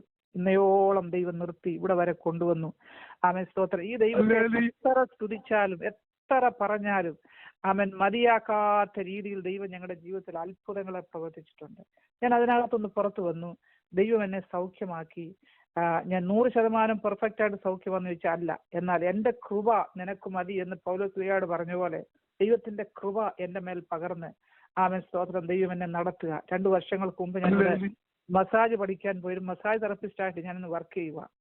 1 ഗ്ലാസ് വെള്ളം എന്റെ കൈകൊണ്ട് എടുത്തു കുടിക്കാൻ വയ്യാത്ത ഞാൻ മറ്റുള്ളവരെ ശുശ്രൂഷിക്കാൻ ദൈവം എന്നെ പ്രാപ്തയാക്കി. എന്റെ ഈ സാക്ഷ്യം കേൾക്കുന്ന ദൈവമക്കളെ, നമ്മള് തകർന്നു പോയി, നശിച്ചു പോയി എന്നൊക്കെ ശത്രു വിധി എഴുതും. എന്നാൽ ദർശനമുള്ളവൻ ഒരിക്കലും എന്ത് കൊടുക്കത്തില്ല, തകർന്നു പോകാൻ ദൈവം അനുവദിക്കത്തില്ല. കർത്താവാണോ നമ്മളെ വിളിച്ചത്? നമ്മൾ വഴിയിൽ പട്ടുവാനത്. ഞങ്ങൾ വിശ്വാസം ഇറങ്ങി തിരിച്ചു പറഞ്ഞു, വഴിയിൽ ചത്ത് കിടക്കും, പട്ട് കിടക്കും. ഞാൻ ഈ വേദപുസ്തകം പൊക്കി പിടിച്ചിട്ട് ഞാൻ പറഞ്ഞു, ഞാൻ സേവിക്കുന്ന ദൈവമാണെങ്കിൽ അതിന് ദൈവം ഇടവരുത്തത്തില്ല. കഴിഞ്ഞ 23 പരമായി ഞാൻ ഈ വേദപുസ്തകം ചുമന്നു. ഞാൻ ഒരിക്കലും ലജ്ജിച്ചു പോകാൻ എന്റെ ദൈവം അനുവദിച്ചില്ല. ദൈവമക്കളെ, നിങ്ങൾ ആരും ലജ്ജിച്ചു പോകാൻ അനുവദിക്കുന്ന ദൈവമല്ല. ഇതിനകത്തുള്ള ദൈവമക്കളെല്ലാം വളരെ അനുഭവങ്ങളും സാക്ഷ്യങ്ങളും ഉള്ളവരാ. ആമേൻ, സ്തോത്രം. ഒരു സാക്ഷിയെ ഉളവാക്കുക. ഒരാളുടെ സാക്ഷ്യം കേട്ട് അടുത്ത ആള് ക്ഷീണിച്ചിരിക്കുന്ന ഒരാൾ എന്തോ കൊടുക്കുക, എൻകറേജ് ചെയ്യുക. കർത്താവിന്റെ നാമത്തിന് വേണ്ടിയാണ് നമ്മൾ ഷെയർ ചെയ്യുന്നത്. ആമേൻ, സ്തോത്രം. അങ്ങനെ ഒത്തിരി അനുഭവങ്ങൾ കൂടെ. മോള് പറഞ്ഞ പോലെ അവൾ 5 വർഷം അവൾ ഡയാലിസിസ് ചെയ്യുവാനിടയായി, കിഡ്നി ഡയാലിസിസ് ചെയ്യുവാനിടയായി. കിഡ്നി ഡയാലിസിസ് പറഞ്ഞ ഏറ്റവും വലിയ ഒരു ഭാരമേറിയ വിഷയം. 2 കിഡ്നി ഷട്ട് ഡൗൺ ആയി. 5 വർഷം ഡയാലിസിസ് ചെയ്തു. 5ാമത്തെ വർഷം 2017 പെട്ടെന്ന് എമർജൻസി ആയിട്ട് ഒരു പെർഫെക്റ്റ് ആയിട്ടുള്ള കിഡ്നി വന്നിരിക്കുന്നു. എത്രയും പെട്ടെന്ന് ഇവിടെ വരണം. ശനിയാഴ്ച അവളുടെ വിവാഹത്തിന്റെ കാര്യങ്ങളെല്ലാം ക്രമീകരണം ചെയ്തിരിക്കുക. ഞാൻ ദൈവത്തോട് നിലവിളിച്ച്, കർത്താവേ, കുഞ്ഞ് ഹോസ്പിറ്റലിൽ കിടക്കുന്നു, വിവാഹത്തിന്റെ കാര്യങ്ങളെല്ലാം ഇവിടെ ക്രമീകരണം ചെയ്തുകൊണ്ടിരിക്കുക. ആൾക്കാരെന്നെ വിളിച്ചു ചോദിച്ചു, വിവാഹം നടക്കുമോ അതോ വേറെ വല്ലതുമാണോ നടക്കുന്നേ? ഞാൻ 2 കൈ നെഞ്ചത്ത് വെച്ചു, കർത്താവെ നിലവിളിക്കാൻ തുടങ്ങി. അപ്പൊ ദൈവം എനിക്കൊരു വചനം തന്നെ, യെശയ്യാ 41 അധ്യായത്തിന്റെ 11 വാക്യം ഞാൻ കാണാതങ്ങ് പറയാം. കാരണം ഈ വചനങ്ങളൊക്കെ ഹൃദയത്തിനകത്ത് കിടക്കുന്നതുകൊണ്ട് നോക്കേണ്ട കാര്യമില്ല. ഈ എളിയവൻ നിലവിളിച്ചു, സഹായിപ്പാൻ ആരും ഉണ്ടായില്ല. യഹോവയായി ഞാൻ നിന്നെ കുടിവെള്ളം, മരുഭൂമിയിൽ നിർജ്ജന പ്രദേശത്ത് വെള്ളമില്ലാത്തിടത്ത് കതിരമരം, പുന്നമരം, ഒലിവൃക്ഷം ഞാൻ വെച്ചുപിടിപ്പിക്കും. ഇത് യഹോവ ചെയ്തുവെന്നും ഇത് ഇസ്രായേലിന്റെ പരിശുദ്ധൻ ചെയ്തുവെന്നും സകല ജാതികളും കാണും. എനിക്ക് മനസ്സിലായില്ല, സകല ജാതികളും കാണത്തക്ക രീതിയിൽ തമ്പുരാൻ എന്തോ ചെയ്യാൻ പോലെന്ന് എനിക്ക് മനസ്സിലായില്ല. ദൈവമക്കളെ, ഹോസ്പിറ്റലിൽ കിടക്കുമ്പോൾ NBC-ക്കാരും CNN-ക്കാരും പവർ വിഷന്റെ ന്യൂസുകാരും ഒക്കെ അവിടെ വന്നേച്ച് ലോകം മുഴുവൻ ഇത് പ്രസിദ്ധമാക്കി. സ്തോത്രം. ഇപ്പോഴും എല്ലായിടത്തും കിടപ്പുണ്ട്. സകല ജാതികളും കാണത്തക്ക രീതിയിൽ ഞാൻ പ്രവർത്തിക്കുമെന്ന് എന്നോട് വാക്ക് പറഞ്ഞ ദൈവം സ്തോത്രം ആ പ്രവൃത്തി ചെയ്തു. ഞാനത് വിശ്വസിച്ചു. ഞാൻ ദൈവത്തിന്റെ വചനത്തിൽ കയറി പിടിച്ചാണ്. കർത്താവെ, നീ തന്ന വചനമായത് ഒരു ജീവന്റെ വചനം. ആകാശം മാറും, ഭൂമി മാറും, എന്നാൽ ദൈവം പറഞ്ഞ വാക്കിന് മാറ്റമില്ല എന്ന് പറഞ്ഞ ദൈവത്തിൽ നിന്നപ്പോൾ ശനിയാഴ്ച വിവാഹം നടക്കുന്നു. വെള്ളിയാഴ്ച വീൽ ചെയറിൽ ഈ കുഞ്ഞ് ഇവിടെ മെസ്കിറ്റിലുള്ള ഹാംപ്ടൺ ഹോട്ടലിൽ വിവാഹത്തിന് സ്തോത്രം റെഡിയായി ഇവിടെ വന്നിരിക്കുക. ഞങ്ങളുടെ ചർച്ചിലുള്ള എല്ലാ ദൈവമക്കളും, IPC എബ്രോണിലുള്ള ദൈവമക്കളെല്ലാം വാവിട്ട് നിലവിളിച്ച് കേട്ടവരെല്ലാം ഈ കുഞ്ഞിന് വേണ്ടി, ഞങ്ങൾക്ക് വേണ്ടി അലമുറയിട്ട് കരയാൻ തുടങ്ങി. 2017 ഇവിടെ വിവാഹം IPC എബ്രോനിൽ വെച്ച്. ഞങ്ങൾക്ക് ചർച്ചിനോട് വളരെ കടപ്പാടുള്ള ദൈവമക്കളാണ്. അവിടെയുള്ള ദൈവമക്കളൊക്കെ പ്രാർത്ഥിക്കുന്ന ദൈവമക്കളാണ്. പാസ്റ്റർ TV തോമസ് അവിടെ വിവാഹം നടത്തിയത്. സ്തോത്രം. ഇന്ന് ആ കുഞ്ഞിവിടെ INS ഇമിഗ്രേഷൻ ഓഫീസിൽ വർക്ക് ചെയ്യുന്നു. ആ മോനും ഇവിടെ വർക്ക് ചെയ്യുന്നു. അനുഗ്രഹിക്കപ്പെട്ടതായി ഞങ്ങളെ ദൈവം മാനിച്ച ആ കുഞ്ഞും ദൈവത്തിന്റെ ആലോചന കേട്ട് ഈ കുടുംബജീവിതത്തിൽ പ്രവേശിക്കുവാനിടയായി. ഞാൻ പറഞ്ഞതിന്റെ ഉദ്ദേശം, ദൈവം നമ്മളെ ഒരിക്കലും കൈവിടുന്നൊരു ദൈവമല്ല. നീണ്ട വർഷക്കാലം മുഴുവനും ഞാൻ ഈ ടെസ്റ്റിമണി പറഞ്ഞുകൊണ്ട് പോയ വചനം പറയാൻ സമയം കിട്ടത്തില്ല. ഇന്ന് രാത്രി ആരെങ്കിലും, എന്നെ കേൾക്കുന്ന ആരെങ്കിലും ദൈവമക്കളെ ഏതെങ്കിലും പ്രതിസന്ധിക്കകത്ത് അകപ്പെട്ടിട്ടുണ്ടെങ്കിൽ, ഏതെങ്കിലും ഭാരത്തിനകത്ത് നിങ്ങൾ ആയിരിക്കുന്നെങ്കിൽ, സ്തോത്രം, നമ്മുടെ വിഷയങ്ങൾക്കെല്ലാം മറുപടി തരാമെന്ന് ദൈവം പറഞ്ഞിട്ടില്ല. എന്നാൽ ഒരു കാര്യമുണ്ട്, സകല ബുദ്ധിയെയും കവിയുന്ന ദിവ്യ സമാധാനം കൊണ്ട് നമ്മളെ നിറയ്ക്കാമെന്ന് പറഞ്ഞിട്ടുണ്ട്. അതിൽ കൂടുതൽ എന്തോ വേണം? കടന്നു പോകുന്ന ദൈവവൈദ്യരെ നിന്റെ ജീവിതത്തിനെല്ലാം പെർഫെക്റ്റ് ആയിട്ട് മറുപടി തരാമെന്ന് ദൈവം പറഞ്ഞിട്ടില്ല. എന്നാൽ ഒരു കാര്യം ചെയ്യും, കവിയുന്ന ദിവ്യ സമാധാനം. എന്റെ ദൈവത്തെ ആദ്യം രക്ഷകനായിട്ട് എന്റെ ഹൃദയത്തിൽ സ്വീകരിച്ചപ്പോൾ ഞാൻ പ്രാപിച്ചത് സമാധാനമാണ്.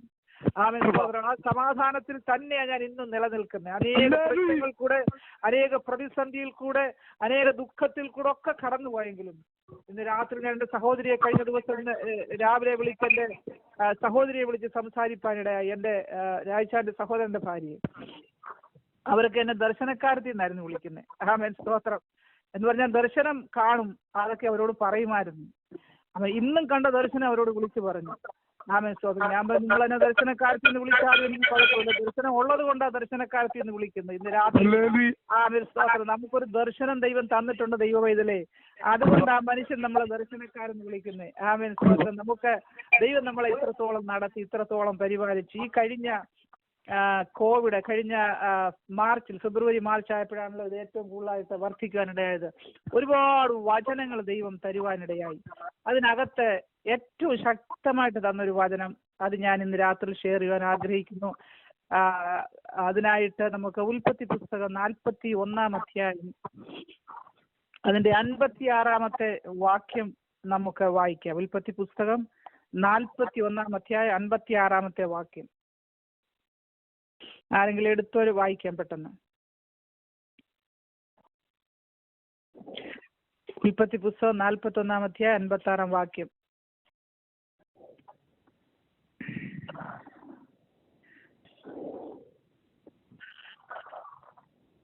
ഞാനങ്ങ് വായിക്കാൻ എടുത്തില്ലെങ്കിൽ, ക്ഷാമം ഭൂതലത്തിലൊക്കെയും ഉണ്ടായി, യോസഫ് പാണ്ഡികശാലകളൊക്കെയും തുറന്നു, മിസ്രൈമ്യർക്ക് ധാന്യം വിറ്റു. പരിശുദ്ധ പിതാവേ, അങ്ങയുടെ വചനത്തിനായിട്ട് വചനത്തിൽ കൂടെ സംസാരിക്കുമ്പോൾ പരിശുദ്ധാത്മാവ് ഞങ്ങളോട് സംസാരിക്കണമേ. അങ്ങയുടെ ആത്മാവിനാൽ ഞങ്ങൾ ജനിച്ചെങ്കിൽ, അങ്ങയുടെ ആത്മാവിനാൽ ഈ വചനം എഴുതപ്പെട്ടു. കർത്താവെ, ആ വചനത്തിൽ ഞങ്ങൾ സംസാരിക്കുമ്പോൾ പരിശുദ്ധാത്മാവ് ഞങ്ങളോട് സംസാരിച്ചുകൊണ്ടിരിക്കണമേ എന്ന് ഞങ്ങൾ പ്രാർത്ഥിക്കുന്നു. കാര്യങ്ങൾ ഞങ്ങളെ ഒന്നിച്ചേൽപ്പിക്കുന്നു യേശുവിൻ നാമത്തിൽ തന്നെ. ആമേൻ. സ്തോത്രം. ക്ഷാമം ഭൂതലത്തിലൊക്കെ ഉണ്ടായി. യോസഫ് പാണ്ഡികശാലകളൊക്കെയും തുറന്നു, മിസ്രൈമ്യർക്ക് ധാന്യം വിറ്റു. നമുക്കറിയാം, യാക്കോബിന്റെ ഏറ്റവും ഇഷ്ടപുത്രനാണ് യോസഫ്. റാഹേലിന് ജനിച്ച മകനാ യോസഫ്. യോസഫും ബെന്യാമിനും 2 മക്കളാ റാഹേലിന് ജനിച്ചത്. റാഹേലിന്റെ പ്രസവത്തോടുകൂടി, റേച്ചലിന്റെ പ്രസവത്തോടുകൂടി റാഹേൽ മരിക്കുന്നു. താൻ ആ കുഞ്ഞിന് പേരിടുകയാണ് ബെനോനി എന്ന് പറഞ്ഞാൽ അവളുടെ ലാസ്റ്റ് ടൈമിൽ അവൾ ആ കുഞ്ഞിന്റെ മുഖത്തോട്ട് നോക്കിയിട്ട് ബെനോനി എന്ന് പറഞ്ഞിട്ട് മരിക്കുക. പിന്നെ യാക്കോബാണത് പൂർത്തിയാക്കിയിട്ട് ബെന്യാമിൻ എന്ന് പേരിട്ടത്. അപ്പൊ യാക്കോബിന്റെ ജീവിതത്തിൽ നമ്മൾ നോക്കുമ്പോൾ വലിയ പ്രതിസന്ധിക്കകത്തൂടെ താൻ കടന്നുപോയ ഒരു ഭക്തനായ യാക്കോബ്. ഉൽപ്പത്തി പുസ്തകം 37-ാം അധ്യായത്തിന്റെ 2 മുതലുള്ള വാക്കുകൾ എടുത്തുകൊണ്ട് വായിച്ച്. ഉൽപ്പത്തി പുസ്തകം 37-2. ജെനസിസ് 37:2.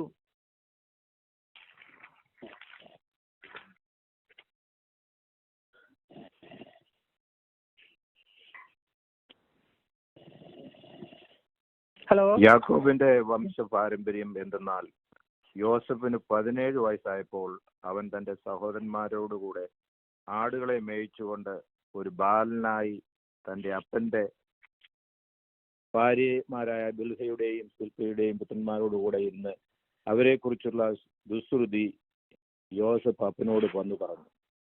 മതി. Thank you. അപ്പൊ യോസഫ് 17-ാമത്തെ വയസ്സിൽ തന്റെ 17 വയസ്സുള്ള സമയത്താണ് തന്റെ സഹോദരന്മാരുടെ ആടുകളെ മേയിക്കുവാൻ യോസഫ് എന്തോടത്തെ പോയത്. യോസഫ് അതിന്റെ താഴത്തെ യോസഫ് വാർദ്ധക്യത്തിലെ മകനാകൊണ്ട് ഇസ്രായേൽ എല്ലാ മക്കളിലും വെച്ച് അവനെ സ്നേഹിച്ചു. ഒരു നിലയങ്കി അവനെ ഉണ്ടാക്കി കൊടുത്തു. അപ്പൊ താൻ തന്റെ പിതാവ് നിലയങ്കി ഉണ്ടാക്കി കൊടുത്തത് കൊണ്ട് യോസഫിനോട് ഇവർക്ക് ഭയങ്കര വെറുപ്പായിരുന്നു. നമുക്ക് യോസഫിന്റെ ചരിത്രങ്ങളൊക്കെ അറിയാം. എന്നാൽ യോസഫ് സ്വപ്നം കാണുന്ന വ്യക്തിയായിരുന്നു. ചെറുപ്രായത്തിൽ ബാലനായിരിക്കുമ്പോൾ തന്നെ ദൈവം യോസഫിന് ദർശനം കൊടുത്തിരുന്നു. 5-ാമത്തെ വാക്യം വായിക്കുമ്പോൾ യോസഫ് ഒരു സ്വപ്നം കണ്ടു. തന്റെ സഹോദരന്മാരോട് അറിയിച്ചത് കൊണ്ട് അവർ അവനെ പിന്നെയും പകച്ചു. ഓൾറെഡി അവനോട് ഇഷ്ടക്കേടാ, കാരണം അങ്കി ഉണ്ടാക്കി കൊടുത്തു. 2ാമത് യോസഫ് ദർശനക്കാരനാ, ദർശനം ഉള്ള വ്യക്തിയാ. ഒന്നുകൂടെ പകയ്ക്കുവാനിടയായി. യോസഫ് കണ്ട ദർശനം സൂര്യനും ചന്ദ്രനും 11 നക്ഷത്രങ്ങളും തന്നെ നമസ്കരിക്കുന്നു. താൻ കണ്ടൊരു ദർശനം. പിന്നെ വേറൊരു കണ്ട ദർശനം, വയലിൽ കറ്റകൾ എഴുന്നേറ്റ് നിന്നുകൊണ്ട് യോസഫിന്റെ കറ്റയെ വണങ്ങുന്നു. സഹോദരങ്ങൾ ചോദിക്കുന്നുണ്ട്, നീ ഞങ്ങൾക്ക് രാജാവാകുമോ, ഞങ്ങൾ നിന്നെ വണങ്ങുമോ എന്ന് ചോദിച്ച് യോസഫിന് 37-ാം അധ്യായത്തിൽ നമ്മൾ വായിക്കുമ്പം യോസഫിനോട് അസൂയപ്പെട്ടു. അപ്പൻ ശാസിച്ചു, സഹോദരങ്ങൾ പകച്ചു. യോസഫ് സത്യത്തിൽ അവിടെ ഒറ്റപ്പെടുകയായിരുന്നു. കാര്യം എന്തുവാ? താൻ പ്രാപിച്ച ദർശനം നിമിത്തം യോസഫ് അവിടെ ഒറ്റപ്പെടുകയാണ്. എന്നാൽ ദൈവം കൊടുത്ത ദർശനത്തിന്റെ താഴോട്ട് നമ്മൾ വായിക്കുമ്പോൾ യോസഫ് സഹോദരന്മാരെ അന്വേഷിച്ച് അവരുടെ അന്വേഷണത്തിന് വേണ്ടി അല്ലെ അവർക്ക് ആഹാരം കൊണ്ട് അവിടെ ചെല്ലുമ്പോൾ 18-ാമത്തെ വാക്യം 37-18 എടുത്തു വരുന്ന വായിക്കാം. അവനെ ദൂരത്തുനിന്ന് കണ്ടിട്ട് അവനെ കൊല്ലേണ്ടതിന് അവൻ അടുത്ത് വരും മുമ്പേ അവന് വിരോധമായി ദുരാലോചന ചെയ്തു. വരുന്നു, അവനെ കൊന്ന ഒരു കുഴിയിൽ ഇട്ടുകളക, ഒരു ദുഷ്ടമൃഗം അവനെ തിന്നുകളഞ്ഞു എന്ന് പറയാം. അവന്റെ സ്വപ്നങ്ങൾ എന്താകുമെന്ന് നമുക്ക് കാണാമല്ലോ എന്ന് തമ്മിൽ പറഞ്ഞു. ഈ സഹോദരങ്ങൾ തമ്മിൽ പറയാ. ദൂരത്ത് നിന്ന് വരുന്ന കണ്ടപ്പോഴേ പറഞ്ഞു, ഇതാ സ്വപ്നക്കാരൻ വരുന്നു, അവനെ കുഴിയിൽ ഇട്ടുകളയാ എന്ന് പറഞ്ഞു. യോസഫ് തന്റെ സഹോദരന്മാരോട് സ്നേഹം അല്ലെ അവർക്ക് ആഹാരം കൊണ്ട് വരുമ്പോൾ യോസഫിനെ എന്തെടുക്കുക, പിടിച്ച് സ്തോത്രം ഈ യോസഫിന്റെ അങ്കി 23-ാമത്തെ വാക്യം, യോസഫ് തന്റെ സഹോദരന്മാരുടെ അടുത്ത് വന്നപ്പോൾ അവർ ഉടുത്തിരുന്ന നിലയങ്കി അവർ ഊരി അവരെ എടുത്തൊരു കുഴിയിലിട്ടു. അത് വെള്ളമില്ലാത്തൊരു പൊട്ടക്കുഴിയായിരുന്നു. യോസഫിന്റെ അങ്കി അവർ വലിച്ചൂരി. നമ്മൾ വായിക്കുമ്പോൾ യോസഫ് യേശുക്രിസ്തുവിന് നിഴലായിട്ട് നിൽക്കുക. 20 വെള്ളിക്കാശിന് യോസഫിനെ വിറ്റ് കളയുക. അവർ കുഴിയിൽ നിന്ന് പൊക്കിയെടുത്ത് മിസ്രൈമിലെ കച്ചവടക്കാർക്ക് യോസഫിനെ വിറ്റ് കളയുന്നു. അവൻ യേശു കർത്താവിനെ 30 വെള്ളിക്കാശിന് ആമേൻ വിറ്റ് കളയുക, ഒറ്റിക്കൊടുക്കുക. യോസഫിന്റെ അങ്കി എടുത്തവർ രക്തത്തിൽ മുക്കി ആരുടെ കൊടുത്തെന്നറിയാമോ? അപ്പന്റെ കയ്യിൽ കൊടുത്തയക്കുക. ഏറ്റവും ഇഷ്ടപുത്രന്റെ ആ നിലയങ്കി അല്ലെങ്കിൽ അങ്കി കണ്ടു കഴിഞ്ഞപ്പോൾ യാക്കോബ് അലമുറയിട്ട് നിലവിളിച്ച് തന്റെ വസ്ത്രം വലിച്ചു കീറി എഴുതിയിരിക്കുന്നു. തന്റെ വസ്ത്രം വലിച്ചു കീറി രട്ടുടുത്ത് ഏറെ നാൾ മകനെ കുറിച്ച് ഓർത്ത് ദുഃഖിച്ച് നടന്നു. യാക്കോബിന് മനസ്സിലായി തന്റെ മകനെ ഒരു ദുഷ്ടമൃഗം വലിച്ചു കീറി കൊന്നു. ഒരിക്കലും യോസഫ് മടങ്ങി വരത്തില്ല. പക്ഷെ യോസഫിന്റെ അങ്കി കൊണ്ട്, ആ രക്തം പുരണ്ട അങ്കിയും കൊണ്ട് യാക്കോബ് നീണ്ട വർഷക്കാലം യാത്ര ചെയ്യുകയാണ്. തന്റെ ഭാര്യ മരിച്ചു. യോസഫ് തന്നിൽ നിന്ന് മാറ്റപ്പെട്ടു പോയി. വളരെ സങ്കടത്തോട് തന്റെ ജീവിതം മുൻപോട്ട് പോവുകയാണ്. എന്നാൽ നമുക്ക് ആ സമയം കൊണ്ട് മുൻപോട്ട് യോസഫിനെ മിസ്രൈമ്യർക്ക് വിട്ടു. അവിടുത്തെ ഉദ്യോഗസ്ഥന്റെ അകമ്പടി നായകനായ പൊത്തിഫേറിന് യോസഫിനെ വിട്ടു. യോസഫ് ചെല്ലുന്നിടത്തൊക്കെ, ഇവിടെ ചെന്നപ്പോഴും ഈ പൊത്തിഫേറിന്റെ വീട്ടിൽ ചെന്നപ്പോഴും യോസഫ് അവിടെ കാലുകുത്തിയ സമയം പോലെ അവിടെ അനുഗ്രഹം, അവരെ അനുഗ്രഹിക്കുക ദൈവം. അങ്ങനെ യോസഫിന്റെ അനുഗ്രഹം കൊണ്ടാണ് അവിടെ യോസഫിനെ ഇവര് അധിപതിയായിട്ട് അവിടെ വെക്കുക. രണ്ടാമത് പിന്നെ നമുക്കറിയാം യോസഫിനെ കാരാഗ്രഹത്തിൽ, പൊത്തിഫേറിന്റെ വീട്ടിൽ വന്ന അനുഭവം അറിയാം. അവിടെ നിന്ന് യോസഫിനെ കാരാഗ്രഹത്തിലോട്ട് കൊണ്ടുപോവുക. കാരാഗ്രഹത്തിൽ കിടന്നപ്പോഴും യോസഫ് എന്ത് കൊടുക്കുക? സ്വപ്നം വ്യാഖ്യാനിക്കുക. ഫറവോന്റെ പാനപാത്രപാകനും അപ്പക്കാരന്റെ പ്രമാണിയും രണ്ടുപേരും അവിടെ കിടന്ന് അവർ സങ്കടപ്പെട്ടിരിക്കുമ്പോൾ യോസഫ് അവരുടെ അടുത്ത് ചെന്ന് സ്വപ്നം വ്യാഖ്യാനിക്കുക. അപ്പൊ എന്തെല്ലാം പ്രതിസന്ധിയിൽ കൂടെ യോസഫ് കടന്നുപോയെങ്കിലും യോസഫ് ദർശനമുള്ളവനായിരുന്നത് കൊണ്ട് തന്റെ ദർശനം നഷ്ടപ്പെടുത്താതെ പാപത്തിന്റെ ആമൻ വഴിയിൽ യോസഫിന് യാത്ര ചെയ്യാമായിരുന്നു. അവൻ നല്ല യൗവനത്തിൽ ആ പൊത്തിഫേറിന്റെ വീട്ടിൽ ചെല്ലുന്നത്, അവനവിടെ പിടിച്ചു നിൽക്കാൻ അവന് വേണേ അവിടെ നിൽക്കാമായിരുന്നു. പക്ഷെ താൻ പറയുന്നൊരു കാര്യമുണ്ട്, ഞാനിത് ചെയ്തിട്ട് എന്റെ ദൈവത്തോട് പാപം ചെയ്യാൻ എനിക്ക് പറ്റത്തില്ല. കാരണം ദർശനമുള്ളവൻ, ആമൻ സ്തോത്രം, സ്വർഗീയ ദർശനം പ്രാപിച്ചവൻ ലോകത്തിന്റെ പാപത്തിന് കൈ കൊടുക്കാൻ പോകത്തില്ല. ആമൻ ലോകത്തിന്റെ ആമൻ സ്തോത്രം പാപത്തിലോട്ട് പോകത്തില്ല. കാരണം തന്റെ അകത്ത് പ്രാപിച്ച ദർശനം അതുപോലുള്ള ദർശനമാണ് യോസഫ് പ്രാപിച്ചത്. എന്നാൽ പിന്നെ പൊത്തിഫേറിന്റെ വീട്ടിൽ നിന്ന് യോസഫ് ഈ കാരാഗ്രഹത്തിലാകുന്നു. ഫറവോന്റെ കാരാഗ്രഹത്തിലായിരുന്നു. നീണ്ട 13 വർഷം തന്റെ ജീവിതത്തിൽ ആ പ്രതിസന്ധിക്കകത്തൂടെ യോസഫ് കടന്നു പോവുകയാണ്. കുറച്ചു കഴിഞ്ഞപ്പോഴാണ് ഫറവോൻ സ്വപ്നം കാണുന്നത്. ഫറവോന്റെ സ്വപ്നം വ്യാഖ്യാനിക്കാൻ യോസഫിനെ വിളിച്ചുകൊണ്ട് വരികയാണ്. യോസഫ് ഫറവോന്റെ സ്വപ്നം വ്യാഖ്യാനിച്ചപ്പോൾ ഫറവോൻ ചോദിക്കുന്ന ഒരു കാര്യമുണ്ട്, നിന്നെ പോലെ ദൈവജ്ഞാനമുള്ള മനുഷ്യനെ എവിടെ കണ്ടുകിട്ടാൻ പറ്റും? ആകയാൽ ഫറവോൻ വിവേകവും ജ്ഞാനമുള്ള ഒരുത്തനെ അന്വേഷിച്ച് മിസ്രൈം ദേശത്തിന് മേലധികാരിയാക്കണം എന്ന് പറഞ്ഞപ്പോൾ ഫറവോൻ ചോദിക്കുന്ന ചോദ്യമാ, നിന്നെ പോലെ ദൈവാത്മാവുള്ള ഒരു വ്യക്തിയെ ഈ ദേശത്ത് ഞാൻ കണ്ടിട്ടില്ല. അതുകൊണ്ട് നീ തന്നെ ഇതിനെല്ലാം എന്ത് കൊടുക്കണം? അധിപതിയായിരിക്കണം. നമുക്കറിയാം, അടിമച്ചെറുക്കനായിട്ട് ചെന്നൊരു ബാലൻ ആ ദേശത്തെ അധിപതിയാവുക. ദൈവമക്കളെ, ദൈവം നമ്മുടെ കൂടെ ഉണ്ടെങ്കിൽ പൊട്ടക്കിണറായിരിക്കാം, പൊത്തിഫേറിന്റെ അനുഭവമായിരിക്കാം, കാരാഗ്രഹമായിരിക്കാം, രോഗമായിരിക്കാം, പ്രതിസന്ധിയായിരിക്കാം, എന്നാൽ യഹോവ നമ്മുടെ കൂടെ ഉണ്ടെങ്കിൽ ആമൻ ഇതിന്റെ എല്ലാം നടുവിൽ ദൈവം ആമൻ യോസഫിനെ ഉയർത്തി മാനിച്ചതുപോലെ ഈ പ്രതിസന്ധിക്കകത്ത് നാം പിടിച്ചു നിന്നാൽ, സ്വർഗത്തിലെ ദൈവത്തിന്റെ ദർശനം നാം പ്രാപിച്ചിട്ടുണ്ടെങ്കിൽ നാം തകർന്നു പോകാൻ ദൈവം അനുവദിക്കത്തില്ല. ആമൻ സ്തോത്രം. ഫറവോൻ പറയുന്നൊരു കാര്യമുണ്ട്, 41:41 ഇതാ മിസ്രൈം ദേശത്തിലെ ഒക്കെയും ഞാൻ നിന്നെ മേലധികാരിയാക്കിയിരിക്കുന്നു എന്ന് ഫറവോൻ യോസഫിനോട് പറഞ്ഞു. ഫറവോൻ തന്റെ കയ്യിൽ നിന്ന് മുദ്രമോതിരം ഊതി യോസഫിന്റെ കൈക്ക് ഇട്ടു. അവൻ താഴോട്ട് വായിക്കുമ്പോൾ നമുക്കറിയാം യോസഫിനെ അവിടുത്തെ മേലധികാരിയാക്കി. തനിക്ക് ഫറവോൻ യോസഫിന് സബ്നത്ത് പനേഹ് എന്ന് പേരിട്ടു. തന്റെ പേര് മാറി. ആമൻ സ്തോത്രം. തന്റെ വസ്ത്രധാരണം മാറി. തന്റെ കംപ്ലീറ്റ് താൻ രൂപാന്തരപ്പെട്ടൊരു വ്യക്തിയായി 30-ാമത്തെ വയസ്സിൽ യോസഫ് ആമൻ ഫറവോന്റെ കൊട്ടാരത്തിനകത്തിരിക്കുമ്പോഴാണ് ആമേൻ സ്തോത്രം ഇവിടെ മിസ്രൈം ദേശത്ത് ധാന്യമുണ്ടെന്ന് അറിഞ്ഞ് ഈ സഹോദരങ്ങളെല്ലാം കൂടെ എന്തുകൊടുക്കാന്നറിയാം, ഒട്ടിയ വയറും കാലിച്ചാക്കുമായിട്ട് ഈ യോസഫിന്റെ അടുക്കൽ വരികയാണ്. യോസഫ് എന്നവർക്ക് അറിഞ്ഞില്ല. ആമേൻ സ്തോത്രം. യോസഫ് അറിയാത്ത രീതിയിൽ ഈ സഹോദരങ്ങളോട് ഇടപെടുകയാണ്. ഒരുപാട് പ്രാവശ്യം ഞാൻ വായിച്ചപ്പോൾ ഇതിനകത്ത് എഴുതുന്നുണ്ട്, യജമാനനെ യജമാനനെ ഞങ്ങൾ പരമാർത്ഥികൾ യജമാനനെ എന്ന് വിളിച്ച് യോസഫിന്റെ മുൻപിൽ മുട്ടുമടക്കുന്നുണ്ട്. യോസഫ് അവസാനം മാറിപ്പോയി, അവരെ വിട്ട് മാറിപ്പോയി കരഞ്ഞെന്ന് എഴുതിയിരിക്കുന്നത്. ആമേൻ, സ്തോത്രം. പിന്നെ നമ്മൾ വായിക്കുന്നു 45-ാമത്തെ വാക്യത്തിൽ വരുമ്പോൾ എഴുതിയിരിക്കുന്നത്, അതിന്റെ 2-ാമത്തെ വാക്യം, അവൻ ഉച്ചത്തിൽ കരഞ്ഞു, മിസ്രയീമ്യരും ഫറവോന്റെ ഗ്രഹവും അത് കേട്ടു. യോസഫ് സഹോദരന്മാരോട്, ഞാൻ യോസഫാകുന്നു. നമുക്കത് യോസഫിന്റെ ആ ഒരു ഫീലിംഗിൽ നമുക്ക് നിൽക്കുമ്പോൾ തന്നെ നമ്മുടെ ചങ്ക് സത്യത്തിൽ തകരും. യോസഫ് സഹോദരന്മാരെല്ലാം വിളിച്ചിട്ട് രൂപേൻ തുടങ്ങി ലാസ്റ്റിൽ ആ ഇളയ സഹോദരനായ ആ കുഞ്ഞിനെ വരെ അവിടെ കൊണ്ട് നിർത്തിയിട്ട് അവർക്ക് ആഹാരം വിളമ്പാൻ മുമ്പിൽ നിർത്തിയിരിക്കുക. സഹോദരങ്ങൾ അങ്ങോട്ടും ഇങ്ങോട്ടും നോക്കുന്നുണ്ട്, അവർക്കൊന്നും മനസ്സിലായില്ല. യോസഫ് അവരോട് പറയുക, ഞാൻ യോസഫാ, നിങ്ങൾ അന്ന് പൊട്ടക്കണറ്റിൽ എന്നെ എറിഞ്ഞു കളഞ്ഞില്ലയോ?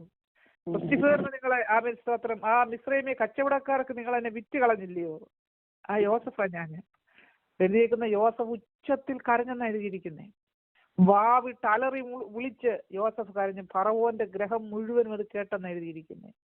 ആമേൻ സ്തോത്രം. യോസഫിനെ ദൈവം ഉയർത്തി മാനിച്ച് സഹോദരന്മാരുടെ അടുത്തുകൊണ്ട് നിർത്തുമ്പോൾ തന്റെ ദർശനം അവിടെ പൂർത്തിയാകുകയാണ്. അവൻ നീണ്ട 13 വർഷം യോസഫ് കടന്നുപോയ പാത വലിയ പ്രതിസന്ധിയുടെ പാതയിൽ കൂടെ കടന്നുപോയെങ്കിൽ പിന്നത്തേതിൽ ആ ദർശനത്തിന്റെ പൂർത്തിയിലേക്ക് യോസഫിനെ ദൈവം കൊണ്ടുവരിക, സഹോദരങ്ങളെ ദൈവം കൊണ്ടുവരിക. ഇവിടെ ഫറവോൻ യാക്കോബ് പറയുന്ന ഒരു കാര്യമുണ്ട്. താൻ പറയുന്ന ഒരു കാര്യം 46-ാമത്തെ വാക്യത്തിൽ യാക്കോബ് പിന്നെ യോസഫിന് 2 കുഞ്ഞുങ്ങൾ ജനിക്കുന്നു. ആമേൻ സ്തോത്രം. മനശ്ശയും എബ്രയും. ആദ്യത്തെ കുഞ്ഞിന് താൻ പേരിടുകയാണ്. അവൻ ഇങ്ങനെ എഴുതിയിരിക്കുന്ന, എന്റെ കഷ്ടതയും എന്റെ പിതൃഭവനവും യഹോവ എന്നെ മറക്കുമാറാക്കി എന്ന് പറഞ്ഞ് മനശ്ശെ എന്ന് പേരിട്ടു. എന്ന് പറഞ്ഞാൽ താൻ മറക്കാൻ നോക്കിയിട്ട് അതുകൊണ്ട് മറക്കാൻ പറ്റുന്നില്ല. ദൈവം മറക്കുമാറാക്കിയെന്ന്, അങ്ങനെയാണ് ആ കുഞ്ഞിന് പേരിടുക, മനശ്ശെ. 2-ാമത്തെ കുഞ്ഞിന് പേരിടുക, എന്റെ മുഖത്തോട്ട് നോക്കിയിട്ട് സങ്കടദേശത്ത് യഹോവ എന്നെ വർദ്ധിപ്പിച്ചു എന്ന് പറഞ്ഞ് എബ്രയും എന്ന് പേരിടുക. 2 കുഞ്ഞുങ്ങൾക്ക് തന്റെ സാക്ഷ്യത്തിന്റെ അടയാളമായിട്ട് 2 കുഞ്ഞുങ്ങൾക്ക് യോസഫ് പേരിടുക. ലാസ്റ്റിൽ നമ്മൾ വായിക്കുമ്പോൾ 46-ാം അധ്യായത്തിലോട്ട് വരുമ്പം നീണ്ട വർഷം 13 വർഷം രക്തം പുരണ്ട അങ്കിയുമായിട്ട് യാത്ര ചെയ്ത യാക്കോബെ, നിന്റെ അവസാനം കൂടെ ഒന്ന് കാണണ്ടായോ? ആമേൻ സ്തോത്രം. ദൈവം 46-ാം അധ്യായത്തിൽ വരുമ്പോൾ ഇസ്രായേൽ തനിക്കുള്ള സകലവുമായി യാത്ര പുറപ്പെട്ട് ബർശേബയിലെത്തി തന്റെ പിതാവായ ഇസഹാക്കിന്റെ ദൈവത്തിന് യാഗം കഴിച്ചു. 46-ാമത്തെ വാക്യം, ദൈവം ഇസ്രായേലിനോട് രാത്രി ദർശനങ്ങളിൽ യാക്കോബേ യാക്കോബേ എന്ന് പറഞ്ഞതിന് ഞാൻ ഇതാ എന്ന് അവൻ പറഞ്ഞു. അപ്പോൾ അവൻ, ഞാൻ ദൈവമാകുന്നു. സ്തോത്രം. യാക്കോബിനെ വിളിച്ച് ഉണർത്തി എഴുന്നേൽപ്പിച്ചു പറയാം, യാക്കോബേ ഞാൻ ദൈവമാണ്. നീ വിചാരിച്ചു നിന്റെ നരയെ ദുഃഖത്തോടെ പാതാളത്തിൽ ഞാൻ ഇറക്കും, നിനക്കൊരു നന്മ കാണാൻ പറ്റത്തില്ല, നിന്റെ സകലവും, യാക്കോബ് പറഞ്ഞു, എനിക്ക് സകലവും പ്രതികൂലം, എല്ലാം എനിക്ക് പ്രതികൂലം, എനിക്കൊരു നന്മയും അനുഭവിക്കാൻ പറ്റത്തില്ല. എന്നാൽ ഇവിടെ ദൈവം പറയുക, യാക്കോബേ ഞാൻ ദൈവമാണ്.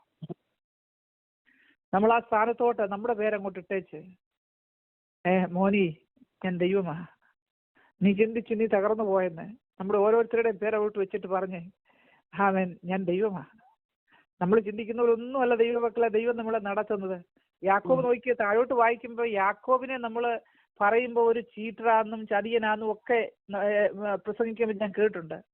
ഇവിടെ നോക്കിക്കേ, തന്റെ കഷ്ടതയ്ക്കകത്തൂടെ ദൈവം തന്നെ പണിതെടുത്ത് ഇവിടെ ആരാവെന്നറിയാമോ? പ്രവാചകനായിട്ട് യാക്കോബ് ഇവിടെ നിൽക്കുക. യേശു ക്രിസ്തുവിന്റെ ജനനം വരെ പ്രവചിക്കുവാൻ യാക്കോബിനെ ദൈവം ബലപ്പെടുത്തി. എന്തെന്നറിയാമോ? തന്റെ നീണ്ട വർഷത്തെ കഷ്ടത, വേദന, ദുഃഖം, കണ്ണുനീർ, ഇതെല്ലാം ആമേൻ തന്നെ ഒന്ന് രൂപാന്തരപ്പെട്ട് മോൾഡ് ചെയ്ത് ദൈവം കൊണ്ടിരുന്ന വഴിയായിരുന്നത്.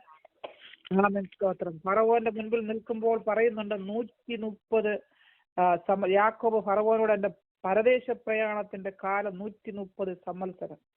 അത് കഴിഞ്ഞ് യോസഫിന്റെ കൂടെ താമസിച്ചു. 147 വർഷമാകുമ്പോഴാണ് യോസഫിന്റെ ആയുഷ്കാലം. പിന്നെ 17 വർഷം യോസഫിന്റെ കൂടെ തന്റെ മക്കളെയും കൊച്ചുമക്കളെയും എല്ലാം കണ്ട് ഗോശൻ ദേശത്ത് പാർത്ത് അനുഗ്രഹിക്കപ്പെട്ട ഭാവി കാലത്ത് വരാൻ പോകുന്ന കാര്യങ്ങളെ കുറിച്ച് പ്രവചിച്ച് യാക്കോബ് ആമേൻ സ്തോത്രം യോസഫിന്റെ ലാസ്റ്റിൽ നമ്മൾ വായിക്കുമ്പോൾ യോസഫ് 110 വയസ്സുള്ളവനായി മരിച്ചു. അവർ അവനെ സുഗന്ധവർഗമിട്ട് അവനെ മിസ്രയീമിൽ ഒരു ശവപ്പെട്ടിയിൽ വെച്ചു. ഇവിടെ യോസഫ് സഹോദരങ്ങളെല്ലാം വിളിച്ചിട്ട് പറയുന്ന ഒരു കാര്യമുണ്ട്, ദൈവം നിങ്ങളെ സന്ദർശിക്കും നിശ്ചയം. യോസഫ് പറയാം, ഞാൻ മരിക്കുന്നു. സഹോദരന്മാരെ വിളിച്ചേച്ച് പറയാണ്, ഞാൻ മരിക്കുന്നു, എന്നാൽ ദൈവം നിങ്ങളെ സന്ദർശിക്കും.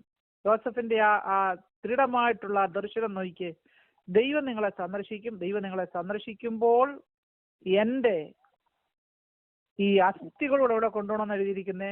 പിതാക്കന്മാരോട് പറഞ്ഞ വാഗ്ദത്തം ചെയ്ത് ദേശത്ത് എന്ത് കൊടുക്കണം? എൻ്റെ അസ്ഥി പോലും മിസ്രൈമിൽ ഇട്ടേക്കരുത്, ഇവിടുന്ന് കൊണ്ടുപോക്കണം. 25-ാമത്തെ വാക്യത്തിൽ 50-25, ദൈവം നിങ്ങളെ സന്ദർശിക്കുമ്പോൾ നിങ്ങൾ എൻ്റെ അസ്ഥികളെ ഇവിടെ നിന്ന് കൊണ്ടുപോകണമെന്ന് പറഞ്ഞു. പുറപ്പാട് പുസ്തകത്തിലോട്ട് നമ്മൾ വരുന്നുണ്ടേ, നീണ്ട വർഷങ്ങൾ കഴിഞ്ഞ് 4-ാം തലമുറക്കാരാണ് അവിടെ നിന്ന് പോകുന്നത്. പുറപ്പാട് പുസ്തകം 13-ാം അധ്യായത്തിന്റെ 9-ാമത്തെ വാക്യം വായിക്കുമ്പോൾ അതിനകത്ത് എഴുതിയിട്ടുണ്ട്, മോശ യോസഫിന്റെ അസ്ഥികളും എടുത്തുകൊണ്ട് പോന്നു, ദൈവം നിങ്ങളെ സന്ദർശിക്കും നിശ്ചയം, അപ്പോൾ എൻ്റെ അസ്ഥികളും നിങ്ങൾ ഇവിടെ നിന്ന് കൊണ്ടുപോകണമെന്ന് പറഞ്ഞ് അവൻ ഇസ്രായേൽ മക്കളെ കൊണ്ട് ഉറപ്പായി സത്യം ചെയ്തിരുന്നു. പുറപ്പാട് പുസ്തകത്തിൽ പുറപ്പാടിൽ ജനമെല്ലാം ഇസ്രായേലിൽ നിന്ന് പുറപ്പെട്ട് യാത്ര തിരിക്കുമ്പോൾ യോസഫിന്റെ അസ്ഥികൾ നിറഞ്ഞ ഒരു ശവക്കുട്ടിയും കൊണ്ട് അവർ യാത്ര ചെയ്യുന്നത്. കാരണം യോസഫ് പറഞ്ഞു, നിങ്ങൾ ഇവിടെ നിന്ന് പോകുമ്പോൾ എൻ്റെ അസ്ഥികളൂടെ കൊണ്ടുപോകണം. 4-ാം തലമുറക്കാരെ കൊണ്ട് ദൈവം ചോപ്പിക്കുക.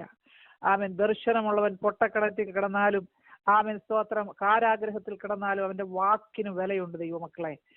സ്തോത്രം, നമ്മുടെ വാക്കുകൾക്ക് വിലയുണ്ട്. ജീവനും മരണവും നമ്മുടെ നാവിന്റെ മേൽ ദൈവം തന്നിട്ടുണ്ട്. ഇവിടെ അസ്ഥി ചുമക്കാൻ പറഞ്ഞപ്പോൾ സഹോദരന്മാരൊന്നും എല്ലാവരും ഒന്നും വിശ്വസിച്ച് കാണത്തില്ല. 4-ാം തലമുറക്കാരെ കൊണ്ട് ദൈവം എന്തെടുത്ത മരുഭൂമിയിൽ കൂടി അസ്ഥി ചുമപ്പിച്ചു. സ്തോത്രം. യോസഫ് ഇന്നും സ്തോത്രം മരിച്ചെങ്കിലും യോസഫ് ഇന്നും ജീവനുള്ളവരായിട്ട് വേദപുസ്തകത്തിനകത്ത് നിൽക്കുക, യേശു ക്രിസ്തുവിന്റെ നിഴലായിട്ട്. സഹോദരങ്ങളെല്ലാം വന്നിരിക്കുമ്പോൾ പറയുന്നത്, നിങ്ങൾ ഭയപ്പെടണ്ട, ദൈവം എന്നെ ഈ ദേശത്തോട്ട് അയച്ചതാ. നിങ്ങളുടെ ക്ഷാമകാലത്ത് നമ്മൾ വായിച്ച വചനം കൂടെ ഒന്ന് വായിച്ച കഥ മെയിനായിട്ട് വായിക്കാമെന്ന് 41-ാം അധ്യായത്തിൽ താൻ പറയുന്നുണ്ട്, ദേശത്തെല്ലായിടത്തും എന്തെടുത്തു? ക്ഷാമം ഉണ്ടായി. എന്നാൽ യോസഫിന്റെ പാണ്ഡികശാലകൾ അവിടെ നിറച്ചെന്ന് എഴുതിയിരിക്കുന്നത്. ഞാൻ ഈ വചനം എന്നോട് ഇടപെടാൻ കാര്യം, ദൈവാത്മാവ് ഒരു 6-7 മാസം മുമ്പ് എന്നോട് ശക്തമായിട്ട് ഇടപെട്ടൊരു വചനമാ. നാം ഈ വന്ന് പാർക്കുന്ന ഈ കാലഘട്ടത്തിൽ ക്ഷാമം ഉണ്ടാകും. യോസഫിന്റെ അബ്രഹാമിന്റെ കാലത്ത് ക്ഷാമം ഉണ്ടായി, നവോമിയുടെ കാലത്ത് ക്ഷാമം ഉണ്ടായി, ഇസഹാക്കിന്റെ കാലത്ത് ക്ഷാമം ഉണ്ടായി, യോസഫിന്റെ കാലത്ത് ക്ഷാമം ഉണ്ടായി. നാം ഈ വന്ന് പാർക്കുന്ന കാലഘട്ടത്തിലും ഈ തലമുറയിലും ക്ഷാമം ഉണ്ടാകും. എങ്ങനെ എപ്പോഴാണെന്ന് എനിക്കറിയത്തില്ല, പക്ഷെ വചനത്തിന്റെ അടിസ്ഥാനത്തിൽ ഞാൻ ദൃഢമായിട്ട് പറയുക, നാം ഈ വന്ന് പാർക്കുന്ന കാലഘട്ടത്തിൽ ക്ഷാമമുണ്ട്. ശക്തമായിട്ട് എന്നോട് ഇടപെട്ട 2-3 മാസമായിട്ട് ഇപ്പോഴും എന്നോട് ഇടപെട്ടുകൊണ്ടിരിക്കുന്ന വചനമായത്. യോസഫിന്റെ അടുക്കൽ ഈ സഹോദരങ്ങളെല്ലാം ചെല്ലി. അപ്പൊ എഴുതിയിരിക്കുന്ന യോസഫ് പാണ്ഡികശാലകളൊക്കെയും തുറന്നും ഇസ്രായേൽയർക്ക് ധാന്യം വിറ്റ്. 7 വർഷം ഈ ധാന്യം മുഴുവൻ കളക്ട് ചെയ്യുക. അടുത്ത 7 വർഷം മുഴുവൻ ക്ഷാമം, അടുത്ത 7 വർഷം സമൃദ്ധിയുടെ 7 വർഷം ഉണ്ടായിരുന്നു, പിന്നെ ക്ഷാമത്തിന്റെ 7 വർഷം. ക്ഷാമകാലത്ത് യോസഫ് തന്റെ വീട്ടിൽ, തന്റെ കൊട്ടാരത്തിൽ ക്ഷാമമില്ല. കാരണം യോസഫ് അവിടെ കളക്ട് ചെയ്യുക. ഇവിടെ 16-ാമത്തെ വാക്യം വായിക്കുമ്പോൾ 41-ന്റെ വായിക്കുമ്പോൾ, എന്നാൽ ദേശം ക്ഷാമം കൊണ്ട് നശിക്കുകയില്ല. ദേശത്ത് ക്ഷാമം വന്നാൽ തീർച്ചയായിട്ടും ദേശം നശിക്കണം. എന്നാൽ ഇവിടെ എഴുതിയിരിക്കുന്ന ദേശം ക്ഷാമം കൊണ്ട് നശിച്ചില്ല. കാരണം സ്തോത്രം, യോസഫ് അവിടെ ഉണ്ടായിരുന്നു. സ്തോത്രം. പ്രാർത്ഥിക്കുന്ന ദൈവ പൈതലേ, സ്തോത്രം, നിന്റെ സ്തോത്രം അകത്ത് ദൈവത്തിന്റെ വചനം നിറച്ച് ഈ ദിവസങ്ങളിൽ സ്തോത്രം വചനത്തിന് ക്ഷാമം വന്നു അല്ല. ചർച്ചകളൊക്കെ അടച്ചിട്ടിരിക്കുക, എന്നാൽ നമ്മുടെ അകത്തൂന്ന് എന്തുകൊണ്ട് ജീവന്റെ സ്തോത്രം വചനം എന്തുകൊടുത്തോണ്ടിരിക്കുക? പുറപ്പെട്ടുകൊണ്ടിരിക്കുക, കൊടുത്തോണ്ടിരിക്കുക, അനേകർക്ക് വിളിച്ച് സംസാരിച്ചുകൊണ്ടിരിക്കുക. നമ്മുടെ ഭവനത്തിനകത്ത് സ്തോത്രം യോസഫിന്റെ വീടിനകത്ത് ക്ഷാമം ദേശം മുഴുവൻ ഉണ്ടായെങ്കിലും യോസഫിന്റെ വീടിനകത്ത് എന്തില്ലായിരുന്നു? ക്ഷാമമില്ലായിരുന്നു. ഞാൻ ഈ വചനം ശക്തമായിട്ട് ദൈവം ഇടപെട്ടപ്പം ദൈവം എന്നോട് പറഞ്ഞ കാര്യമാണ്, വചനത്തിന്റെ ക്ഷാമം ഉണ്ടായാലും ദൈവമക്കളുടെ വീടിനകത്ത് എന്ത് കൊടുക്കാൻ പാടില്ല? ഭവനത്തിനകത്ത്, നമ്മുടെ ഹൃദയത്തിനകത്ത് വചനം സംഗ്രഹിക്കണം. വചനം, വേദപുസ്തകത്തിനകത്ത് വചനങ്ങൾ, റേമ വചനങ്ങള്, ദൈവം നമ്മളോട് സംസാരിക്കുന്ന വചനങ്ങള്, അത് സംഗ്രഹിക്കണം. വചനം. പിന്നെ നമ്മുടെ ഭവനത്തിനകത്ത് ആഹാരം സംഗ്രഹിച്ചു വെക്കണം. ഞാൻ ചിലരോടൊക്കെ പറഞ്ഞപ്പം അവരെ ചിരിച്ചത് പറഞ്ഞപ്പം ഞാൻ പറഞ്ഞു, നിങ്ങൾ ചിരിക്കുകയോ കരയോ എന്തെങ്കിലും ചെയ്തോ, പക്ഷെ ദൈവം എന്നോട് പറഞ്ഞു ഫുഡ് കളക്ട് ചെയ്യാം. ദൈവമക്കളെ, ഞാൻ എൻ്റെ വീട്ടിൽ അത്യാവശ്യമുള്ള ഫുഡൊക്കെ ഞാൻ കളക്ട് ചെയ്ത് വെച്ചിട്ടുണ്ട്. ആമേൻ. ഇനിയിപ്പോൾ 6 മാസം ആഹാരം വെളിയിൽ നിന്ന് വാങ്ങിക്കാത്ത രീതിയിൽ ഞാൻ എൻ്റെ വീട്ടിൽ കളക്ട് ചെയ്ത് വെച്ചിട്ടുണ്ട്. ഞാനിത് പറയുന്നത് എന്തിനാന്ന് ചോദിച്ചു കഴിഞ്ഞാൽ, ദൈവം ഒരിക്കലും ഇത്രയും വർഷം എന്നോടൊരു കാര്യം പോഷ്കന്റെ കർത്താവ് പറഞ്ഞിട്ടില്ല. ആമേൻ, സ്തോത്രം. ദൈവം പറയുന്നെല്ലാം കറക്റ്റായിട്ടാണ് പറയുന്നത്. നമുക്ക് സംശയം വരാത്ത രീതിയിൽ ദൈവാത്മാവ് നമ്മൾ സംസാരിക്കും. ഇന്ന് രാത്രിയിൽ ഞാനിവിടെ വചനം ഷെയർ ചെയ്യുമ്പോൾ ദൈവമക്കളെ നിങ്ങൾ ഏറ്റെടുത്തെങ്കിൽ ആമേൻ, സ്തോത്രം, വചനം നിങ്ങളുടെ ഹൃദയത്തിനകത്ത് സംഗ്രഹിക്കുക. നിങ്ങളുടെ വീടിനകത്തും അത്യാവശ്യമുള്ള കാര്യങ്ങളൊക്കെ എന്തെടുക്കുക, സ്റ്റോർ ചെയ്യുക. ആമേൻ. ഞാനത് ചെയ്തിട്ടുണ്ട്. ഞാൻ പൊട്ടിയായിട്ട് ചെയ്തതല്ല, 100% കോൺഫിഡൻസോടെ എൻ്റെ കുഞ്ഞുങ്ങളോട് ഞാൻ പറഞ്ഞു, ഇന്ന് രാത്രിയിൽ എന്തെങ്കിലും സംഭവിച്ചാൽ, അല്ല, നമ്മൾ കർത്താവിൻ്റെ വരവിന് വേണ്ടി കാഹളം ധനിക്കുമ്പോൾ പോകാൻ നിൽക്കുന്ന ദൈവമക്കളാണ്. ആമേൻ, സ്തോത്രം. എന്നാൽ ദൈവം ഇടപെട്ട വചനപ്രകാരം അത് കളക്ട് ചെയ്യുവാനിടയായി. ഇന്ന് രാത്രി കാലം ഈ വചനത്തിൽ കൂടെ ദൈവാത്മാവ് ഇടപെടുവാനും, നമ്മുടെ മുൻപിൽ എന്തെല്ലാം പ്രതിസന്ധികളുണ്ടെന്നൊന്നും നമുക്കറിയത്തില്ല. ഏതെല്ലാം പ്രതിസന്ധിയിൽ കൂടെ നമുക്ക് കടന്നു പോകണം എന്നും നമുക്കറിയത്തില്ല. എന്നാൽ നമുക്കൊരു കാര്യം അറിയാം, നമ്മെ വിളിച്ച ദൈവം വിശ്വസ്തന. ഒരിക്കലും നമ്മളെ ദൈവം കൈവിടത്തില്ല, ഒരിക്കലും കൈവിടത്തില്ല. അത് രോഗമായാലും ദുഃഖമായാലും കഷ്ടമായാലും മാറാവ്യാധിയായാലും ഇന്ന് രാത്രിയിൽ ദൈവത്തിന്റെ പരിശുദ്ധാത്മാവ് നമ്മളെ നയിക്കുവാനും നടത്തുവാനും, ഏത് പ്രതിസന്ധിക്കകത്തൂടെ നാം കടന്നു പോയാലും അവിടുന്ന് ദൈവം നമ്മളെ പുറത്തു കൊണ്ടുവന്ന് ദൈവത്തിന്റെ നാമത്തിന്റെ മുഖത്തിന് വേണ്ടി ദൈവം നമ്മളെ നിർത്തും. ആമേൻ, സ്തോത്രം. കർത്താവിന്റെ വരവ് ഏത് സമയമാണെന്ന് നമുക്കറിയത്തില്ല. ഇന്ന് രാത്രി വന്നാൽ അതിനുവേണ്ടി പോകാൻ നമ്മുടെ ഹൃദയത്തെ ശുദ്ധീകരിച്ച്, ആമേൻ, സ്തോത്രം, ദൈവ വചനത്തിന് വേണ്ടി നാം നിൽക്കുന്നെങ്കിൽ, ആമേൻ, സ്തോത്രം, ദൈവാത്മാവ് നമ്മളെ ശക്തീകരിക്കുകയും ബലപ്പെടുത്തുകയും മുൻപോട്ടുള്ള ദിവസങ്ങൾ എങ്ങനെയാണെന്ന് ഓർത്ത് ഭാരപ്പെടുന്ന അനേക പ്രിയപ്പെട്ടവർ ഇതിനകത്തുണ്ട്. എന്നാൽ ഭാരപ്പെടേണ്ട കാര്യമില്ല. ആമേൻ, സ്തോത്രം. കർത്താവ് നാളത്തെ കുറിച്ച് നമ്മൾ ഭാരപ്പെടേണ്ട. നാളെ പിടിച്ചിരിക്കുന്നവൻ നമ്മുടെ ദൈവമാണ്. ആമേൻ, സ്തോത്രം. അതുകൊണ്ട് നാളത്തെ കാര്യം എന്താകും എന്നൊന്നും ഓർത്ത് വ്യാകുലപ്പെടേണ്ട കാര്യമില്ല. ദൈവാത്മാവ് എന്തുവാ പറയുന്നത് അതനുസരിച്ച് അത് ചെയ്തുകൊണ്ടാൽ മതി. അതനുസരിച്ച് മുൻപോട്ട് യാത്ര ചെയ്താൽ മതി. നമ്മുടെ ബുദ്ധിക്ക് നമുക്ക് ചിലപ്പം പലപ്പോഴും നിരക്കാത്ത കാര്യങ്ങളായിരിക്കും പരിശുദ്ധാത്മാവ് നമ്മളോട് പറയുന്നത്. അവൻ ബുദ്ധിക്ക് നിരക്കാത്ത കാര്യങ്ങളാണെങ്കിലും ദൈവാത്മാവാ പറഞ്ഞതെങ്കിൽ നമ്മ അതങ്ങ് ഏറ്റെടുത്ത് ചെയ്തുകൊണ്ടാണ്. ഇന്ന് രാത്രിയിൽ ഞാൻ ഇവിടെ ആയിരിക്കുമ്പോൾ ഞാൻ തിരിഞ്ഞു നോക്കി എൻ്റെ ദൈവം ചെയ്ത എല്ലാ അത്ഭുത വഴികൾക്കായിട്ടും എൻ്റെ ദൈവത്തിന് നന്ദിയോട് സ്തോത്രം ചെയ്യുന്നു. ഈ പ്രയറിലായിരിക്കുന്ന ആരെങ്കിലും ഭാരത്തിലോ രോഗത്തിലോ ഏതെങ്കിലും പ്രതിസന്ധിയിൽ കൂടെ കടന്നു പോകുന്നെങ്കിൽ, പ്രാർത്ഥന ആവശ്യമുണ്ടെങ്കിൽ പറയുക, നമുക്കൊന്നിച്ച് പ്രാർത്ഥിക്കാം. ഞാൻ ആ വിഷയത്തിന് വേണ്ടി പ്രാർത്ഥിക്കാം. ഈ സമയം അനുവദിച്ചു തന്ന കർത്താവിന്റെ ദാസനും ഈ പ്രയറിലായിരിക്കുന്ന എല്ലാ ദൈവമക്കൾക്കും, ഗ്രേസിമാമി ആദ്യമായിട്ട് എന്നെ ഈ ജോസഫ് പാസ്റ്ററെ പരിചയപ്പെടുത്തുവാനിടയായത് ഗ്രേസിമാമിക്കും ബേബി ചാൻഡൈനുണ്ടെന്ന് വിശ്വസിക്കുന്നു. എല്ലാ ദൈവമക്കൾക്കും ഇന്ന് രാത്രിയിലെ സൂസമാമിക്കും എല്ലാ പ്രിയപ്പെട്ടവർക്കും ഇന്ന് രാത്രിയിലെ ഈ പറഞ്ഞ സാക്ഷ്യം അനുഗ്രഹമായി തീർന്നു എന്ന് ഞാൻ 100% വിശ്വസിക്കുന്നു.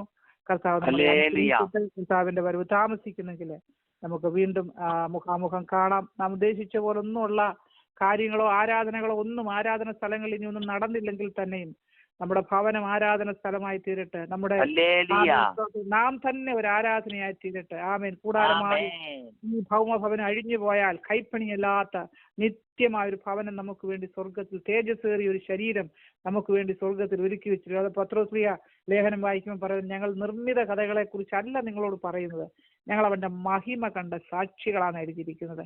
നാം ഒക്കെ എന്തെങ്കിലും കണ്ടും കേട്ടുകൊണ്ടൊന്നും അല്ല ഇതിന്റെ പുറകെ ഇറങ്ങി തിരിച്ചു. ഒരുപക്ഷെ നമ്മുടെ സഹോദരങ്ങളോ മാതാപിതാക്കളോ ബന്ധുമിത്രാദികളോ ആരും നമ്മുടെ കൂടെ കാണത്തില്ല ദൈവമക്കളെ. ആമേൻ. രക്ഷ പേഴ്സണലാ. ആമേൻ. റാപ്ചറും പേഴ്സണലാ. വേറെ ആരും നമ്മുടെ കൂടെ വരത്തില്ല. ആമേൻ, സ്തോത്രം. അതുകൊണ്ട് ഓരോരുത്തരായിട്ട് നമുക്ക് കർത്താവിന് വേണ്ടി നിൽക്കാം. അനേകരെ ബലപ്പെടുത്തുകയും ധൈര്യപ്പെടുത്തുകയും ചെയ്യാം. ഇന്ന് രാത്രിയിൽ എല്ലാ പ്രിയപ്പെട്ടവർക്ക് വേണ്ടി പ്രാർത്ഥിക്കുന്നു. പരിശുദ്ധ പിതാവേ, ഇന്ന് രാത്രി ഞങ്ങൾ ഒന്നിച്ച് തിരുസന്നിധിയിലേക്ക് ഞങ്ങൾ കടന്നു വരുന്നു. യേശുവിന്റെ നാമം സകല നാമത്തിനും മേലായ നാമമായിരിക്കുന്നതുകൊണ്ട് ഇന്ന് രാത്രി ദൈവത്തിന്റെ പരിശുദ്ധാത്മാവ് ഞങ്ങളോട് വചനത്തിൽ കൂടെ ഒക്കെ സംസാരിക്കുന്നതിനായിട്ട് സ്തോത്രം ചെയ്യുന്നു. കർത്താവെ, യോസഫിനെ പോലെ ജ്ഞാനമുള്ളവരായി കർത്താവെ ജീവിപ്പാൻ ഞങ്ങൾ ചെല്ലുന്ന സ്ഥലങ്ങളൊക്കെ, ഭവനങ്ങളൊക്കെ, ഞങ്ങൾ കാലുകുത്തുന്ന ഭവനങ്ങളൊക്കെ അനുഗ്രഹിക്കപ്പെടുവാൻ ഇവനൊരു ദൈവപൈതലാണ് എന്ന് ദൈവ മകളാണെന്ന് പറയത്തക്ക രീതിയിൽ ദൈവാത്മാവ് ഞങ്ങളെ ഉയർത്തി മാനിക്കേണ്ടതിനായിട്ട് വീണ്ടും ഞങ്ങളെ തന്നെ സമർപ്പിച്ച് ഏൽപ്പിച്ച് പ്രാർത്ഥിക്കുന്നു. ഈ പ്രയറിലായിരിക്കുന്ന എല്ലാ പ്രിയപ്പെട്ടവരെയും ഞങ്ങൾ സമർപ്പിക്കുന്നു. ലീഡ് ചെയ്യുന്ന ദൈവമക്കളെയും ദൈവദാസരെയും എല്ലാം സമർപ്പിച്ചേൽപ്പിക്കുന്നു. കർത്താവ്, ദൈവം നല്ല അവസരത്തിനായി സ്തോത്രം. രാത്രിയുടെ പ്രാർത്ഥന സ്വർഗം കേട്ടതിനായി സ്തോത്രം. യേശു കർത്താവിന്റെ നാമത്തിൽ അപേക്ഷിക്കുന്നു. കൃപയോട് കേൾക്കണം. ആമേൻ. ആമേൻ. ആമേൻ. ആമേൻ.